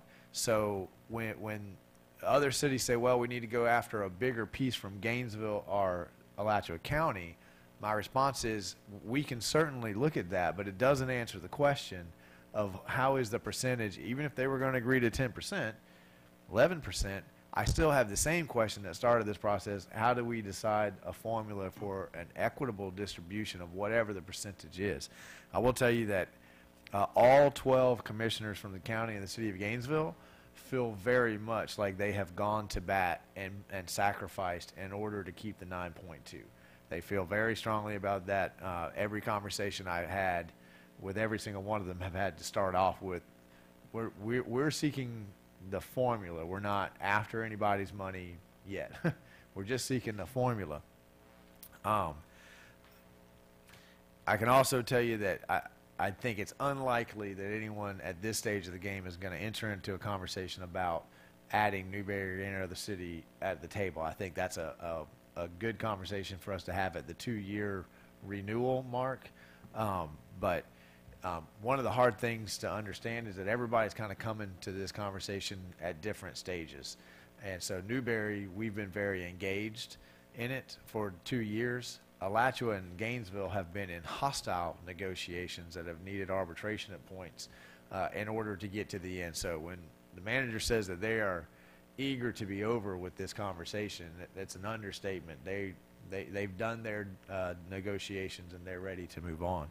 So, but some of the other cities have just tuned in, and so they feel like this is the 11th hour when other parties feel like this has been a 4-year war. And everybody is fatigued. So I think it's, we're going to be at the Gainesville City Commission on Thursday to ask them to move forward amending amending the interlocal agreement with one of these three scenarios. So that's our request.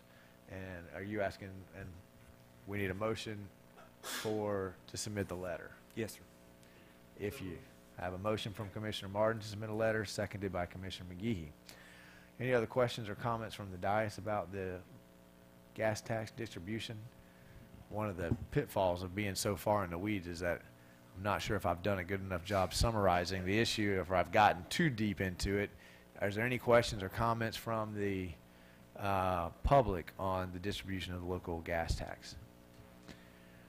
Hearing none, all those in favor signify by saying aye. Aye. Motion passes unanimously. Thank you, Mr. Mayor. All right, the Great American Cleanup. Jamie, come talk to us about cleaning up.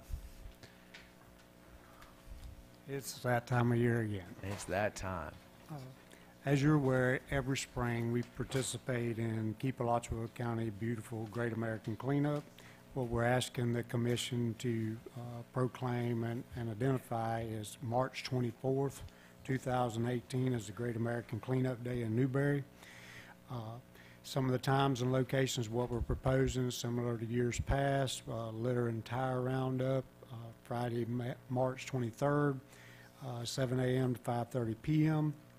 Saturday, March 24th, 7 a.m. to noon. That's at the Public Works compound. We will also have the household hazardous waste trailer from the county there on Friday, March 23rd, from 10 a.m. to 2 p.m. And yard debris amnesty, just like we've done in years past, where the week of the cleanup, March 19th through Sunday, March 25th, citizens can put their yard debris out curbside, and we'll begin picking up the Monday after the Great American Cleanup. A few things I did want to pass along that we've done in years past and ensure the commission wanted to continue to do so. It's the tire collection at the Public Works compound. That's limited to 6 tires per customer, and that's residential sources only, not commercial tire entities and things of that nature. I got about 10 of them big tractor tires. You're telling me I can't bring my tractor tires up there? You would be surprised how many tractor tires show up. And the tires do need to have the rim removed. On household hazardous waste, the quantities of that are household size as well, not 55-gallon drums of things. And things that they can accept are pesticides, paints, cleaners, solvents, TVs, computers, things of that nature. We do ask that the citizens stack their yard debris 5 foot from edge of pavement, and please do not stack it on water meters, electric boxes, cable TV boxes, fire hydrants, 5 foot from the edge of the road, and do not stack it under power lines. And don't mix other debris with it. Exactly. It's just strictly yard debris. All right. Wonderful. Questions about the Great American Cleanup? Commissioner Martin? We tried very hard this year not to conflict with anything. I think we conflicted with prom or something last year. I think every year there's been, but when you get into that part of the year, it's just about impossible to get a day. Yeah. Community projects? We do not have a community project listed this year. We have in years past, but we didn't have a lot of participation last year, so we haven't identified one this year. I think what you've got is perfect. Me too. Any other questions? Comments? All right. Any questions from the public about the Great American Cleanup? It's a great chance to get rid of some trash for free. All right. Hearing none, we will move on to comments. City Manager. Thank you, Mr. Mayor. Just real brief, Commissioner Martin and Planning Director Brian Thomas and I traveled to Tallahassee last week to meet with legislators and advocate for Newberry. So we spoke about a number of things, but primarily we shared our vision for the Newberry Agritech Innovation Park and the need for the wastewater extension project that we've requested appropriation funding for. It's a positive visit. We got to meet with Senator Perry, Representative Clemens, and Representative Watson. All in all, a really solid trip, I thought. appreciate your support in allowing us to do that. As the mayor mentioned, City of Gainesville is going to be discussing the local option fuel tax this Thursday at 1 p.m. in their regularly scheduled meeting. Staff recommendation is to approve the local option fuel tax interlocal agreement as presented. That means with no scenario 1. So we're going to speak and see if we can't convince them to include scenario 1. We had intended to do wild spaces, public places at this meeting. We told you to be ready for that. Developing a finance plan that includes some of the projects that the commission's asked for without borrowing any money is proving to be a bit of a challenge, but we promised to have it at the next meeting. You'll remember some months ago we contracted with a company to do an audit of our water billing, and they were going to be paid from the revenues that they found. So that which is kind of a nice contract. If you don't find anything, you don't get paid. Well, we got preliminary results this week that they haven't found anything. They've been all through our bills. They can't find any billing errors with regards to our water accounts. We don't have a final report from them. Did I get all that right, Dallas? We don't have a final report from them. But when we do, we'll make a great big presentation, because I know that will be music to everyone on the diocese's ears that hears time and time again that we are inappropriate in our water meter billing. And finally, the School Board of Alachua County has requested that we transmit the name to them of an elected official that can attend their annual elected officials meeting. The meeting is scheduled for February the 28th at 1:30 p.m. It's in Gainesville at the school board administration meeting.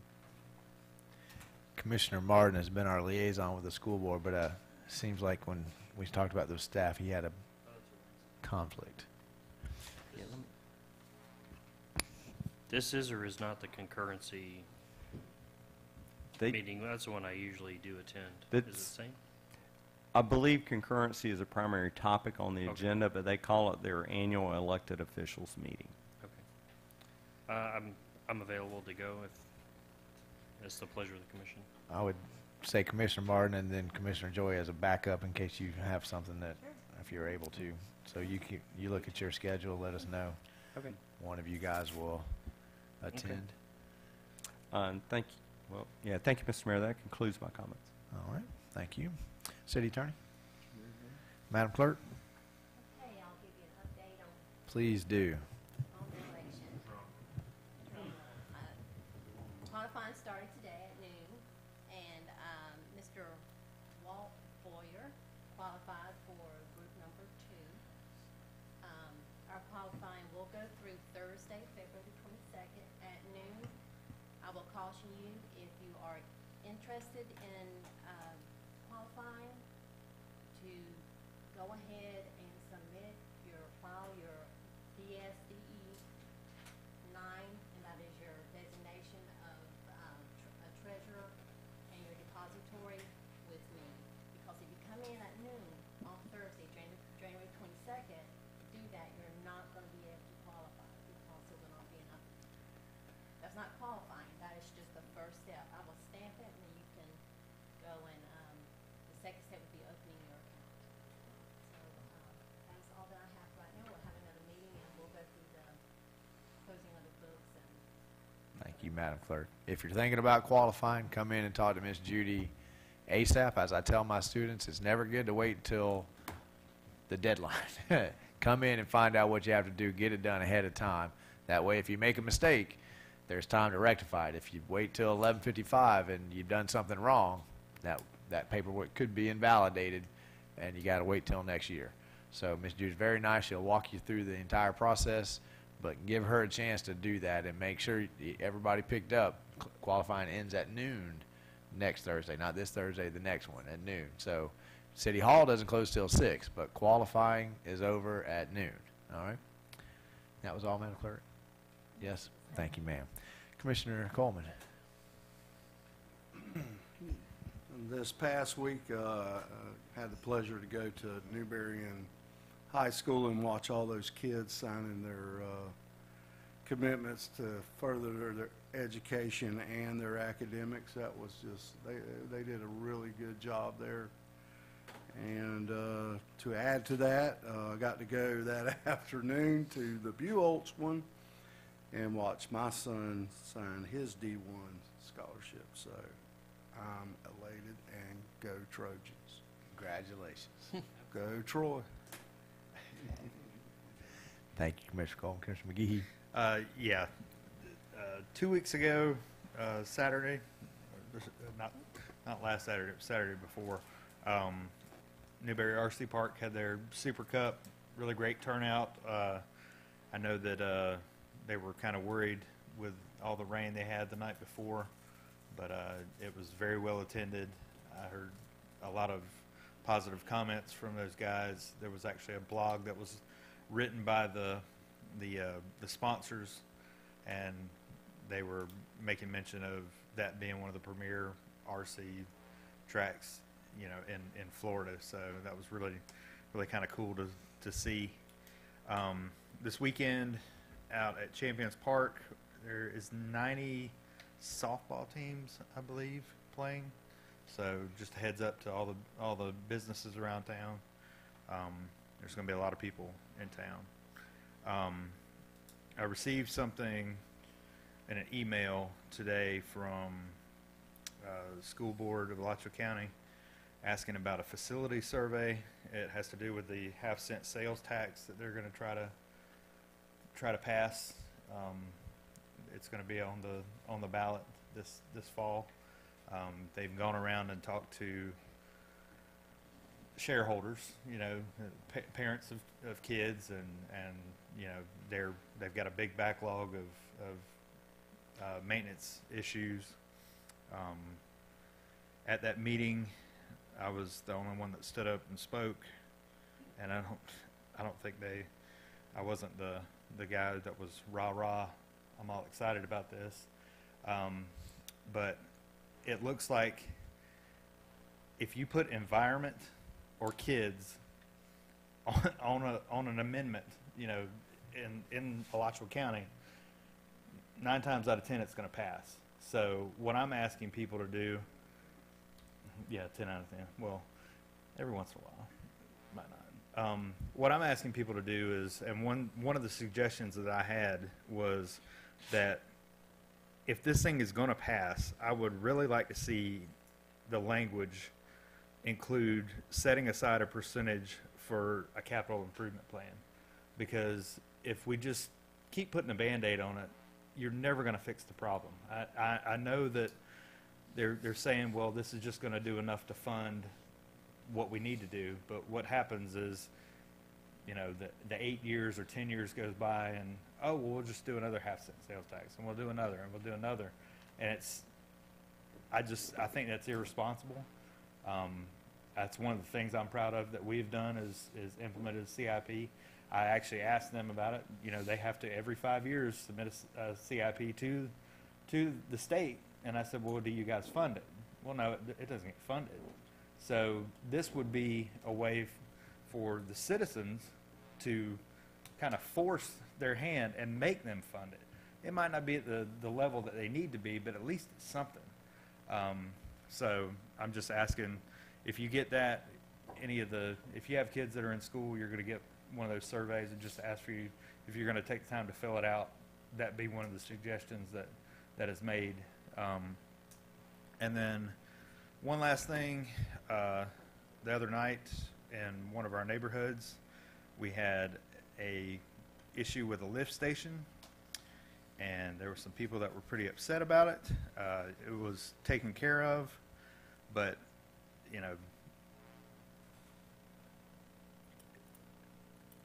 it's one of those things that a lot of times people think, you know, well, it's just the equipment. You know, the guys aren't taking care of the equipment. Do not pour grease down your drain. It ended up being an issue with grease, and I know people will get done cooking and they you know, oh, it's just a little bit of grease. You pour it down the drain. It's hot. It runs down the drain. Well, that grease gets into that lift station and turns into these huge balls, and then we have people that are on call that are called out and have to deal with this stuff, you know, at night. So you know, be cautious of what you actually put down the drain, put down your, I've even heard issues with, with garbage disposals. Don't use a garbage disposal instead of, you wash your food off and then you use the garbage disposal. You don't take all your leftovers and throw them in the sink and then let it grind it up. But I know people that do that. So, it's just kind of a PSA. Just be aware that what you put down the drain, if, especially grease, if that stuff's not made for that, and you're really increasing the cost to everybody, because I think we do a great job with what we have, and I know that we're working hard on upgrading some of those lift stations, and we don't need these kind of things, gumming it up. It's a good PSA. Pun is intended. So, that's all I have. I think many of our past non-hurricane related troubles have been directly related to people dumping grease down the drain. So, I mean, if we can get proper disposal of the grease, we can save everybody money and time in the long run. Commissioner Farnsworth, Commissioner Martin. Thank you. I just wanted to make a couple of compliments to our community. It never ceases to amaze me the things that actually happen in Newberry based on citizen initiations. We have groups like the Lions Club that do a lot, the Main Street Organization, Tin Can. The churches are priceless in our community. And as well, I've seen even recently where individual communities, housing developments are taking care of their own landscape and things like that. It's that personal responsibility that people take that really is what I like to see. Not everything is going to be done here at City Hall. We're not designed to do everything for every individual. So there is plenty of opportunity to participate, volunteer, and if you have an effort, I guarantee you there's probably somebody in this town that will support you in that effort if you just get out there and ask and be positive about it. I also wanted to point out the silver lining in the whole backyard barbecue saga. So we've got a new restaurateur who's come in, he's purchased that building and is already making some changes to it. So I think, that's a real positive for us. I think hopefully we're kind of turning the corner on that place that I thought was cursed for a little while. Thursday night, our Lady Panther basketball team is going into the first round of regionals. I believe the time is 7 o'clock. Coach Ray has asked for us to pack the gym. So if you are not doing anything, I think it's only about $7. And they are a blast to watch. They're very fast-paced. They work well. Especially if you have little kids that are trying to learn the game, they do an excellent job of execution, and it's a really good learning opportunity. So hopefully we can see as many people out there as possible. And I've actually transmitted what I felt was a three-step process to try to help this school board with the issue. I see the school board as taking a page out of the Wild Spaces Public Places marketing playbook, where they get everybody mentally to spend this money in an effort to try to get this tax passed.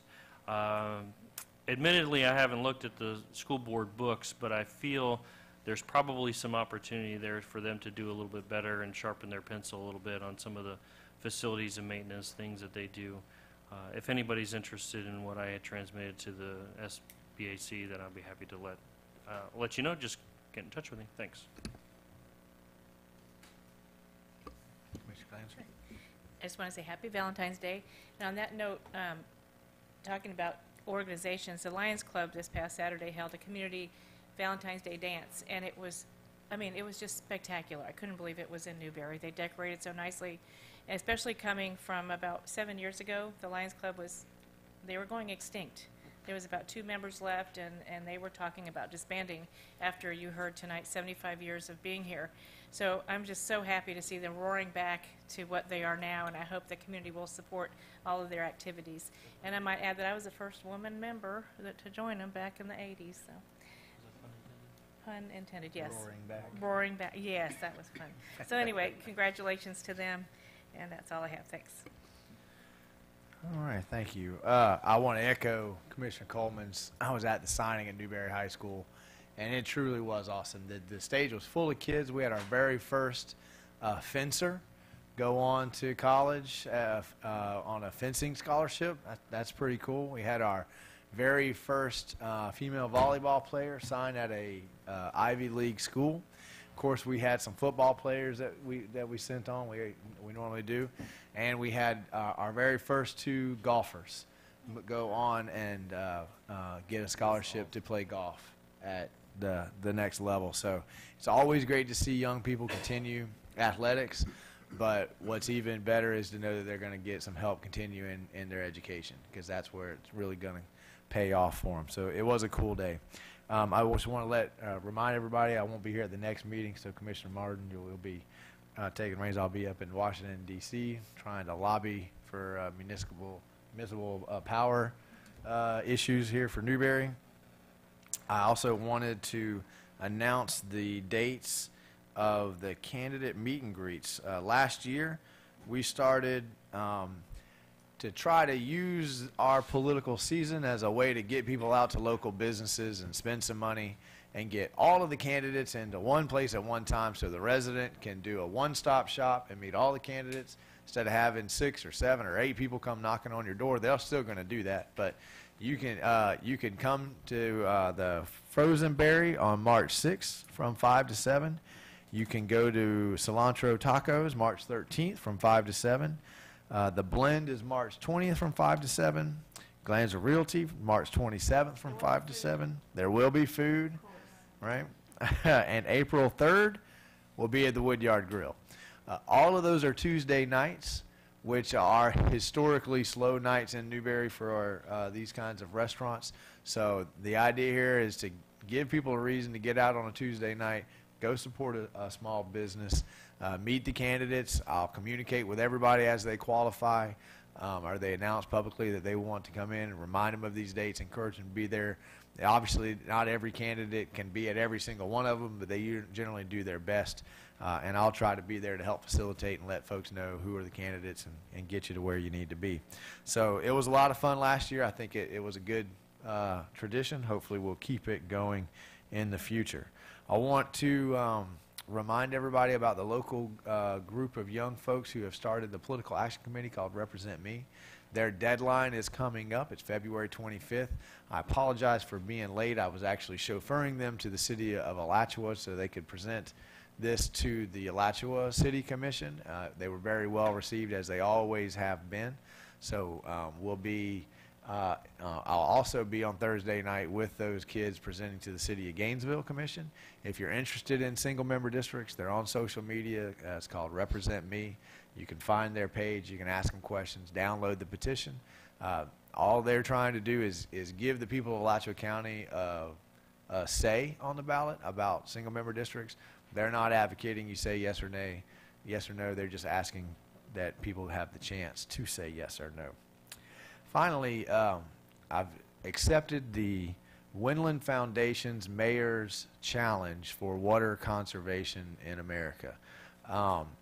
We were recently accused of not taking sufficient efforts to protect the environment, and I disagree with that claim. I think that the city of Newberry has a different method of addressing issues, that our go-to stance is not always to pass a law or a tax or put a permit on it. We try to figure out a way to work with people, to educate, not legislate. That's our general method. We don't believe that that is any less loving of the environment. In fact, we think it's more effective. We think it makes partners out of our residents and our businesses, and you get more bang for your buck. I think that a friendly competition is a much more effective way to educate people on water conservation. So I'm going to work with the high school and the elementary school and the middle school to compete. It's for fun, but the city that wins, and the cities are all put into population sizes. Some lucky resident will win $5,000 worth of utility bills paid. and a charity will win a brand new RAV4, along with a whole host of other prizes that will come to the city. So everybody will learn about water conservation. We'll have some fun. I'll challenge some of my fellow mayors in the county to the competition. And I think at the end of the day, we'll have a much more educated citizenry about water issues, about water costs, about water conservation. We'll have some fun as we go, and we'll probably do some good for the environment. And I think it popped up on my calendar, and it was a perfect answer to that accusation, because I think this is right in line with what the city of Newberry chooses to do and how we try to help the environment. So I hope my fellow commissioners will join me in this endeavor, and because we don't start anything in the city of Newberry to lose. So I want that RAV4. We got to pick the charity, but I've got a group of kids that are already spearheading this project, so we look forward to it in the future. And that will conclude my comments, and we'll move to citizen comments. Do we have any citizens who'd like to speak tonight? Anybody here like to make any announcements? Anybody like to get in front of the camera, talk to us? Welcome, sir. Good evening, everybody. My name is B.J. Vaden. I'm part of the Administrative Council at Destiny Community Church. And in talking with our pastor, we're interested in being a service, being more of a service, and being more of a help to the African American community here in Newberry. But we first wanted to hear from you all as far as what are the most urgent needs that you all feel need to be addressed in the African American community in the city. I think that's a great question that might require a little bit more time than citizen comments. Would you be able to leave a card with everybody? We could meet individually and kind of talk, because I think for me that's probably an hour-long conversation. I'd like to kick back and forth and hear. But I appreciate you coming and introducing yourself, and I'm more than willing to engage in that topic. I think it's a great initiative to seek. I agree with it. So if you can leave your name and number with Miss Amy back there, she's nodding her head at you. I'll give you a call tomorrow, and we can set up a time that we can sit down. All right. Appreciate it. Thank you. Thank you, sir. Any other citizen comments? Hearing none, we are adjourned. Stand by for the BOA. We'll give you 2 minutes to vacate Board of Adjustment meeting. Yep, we have commissioners who use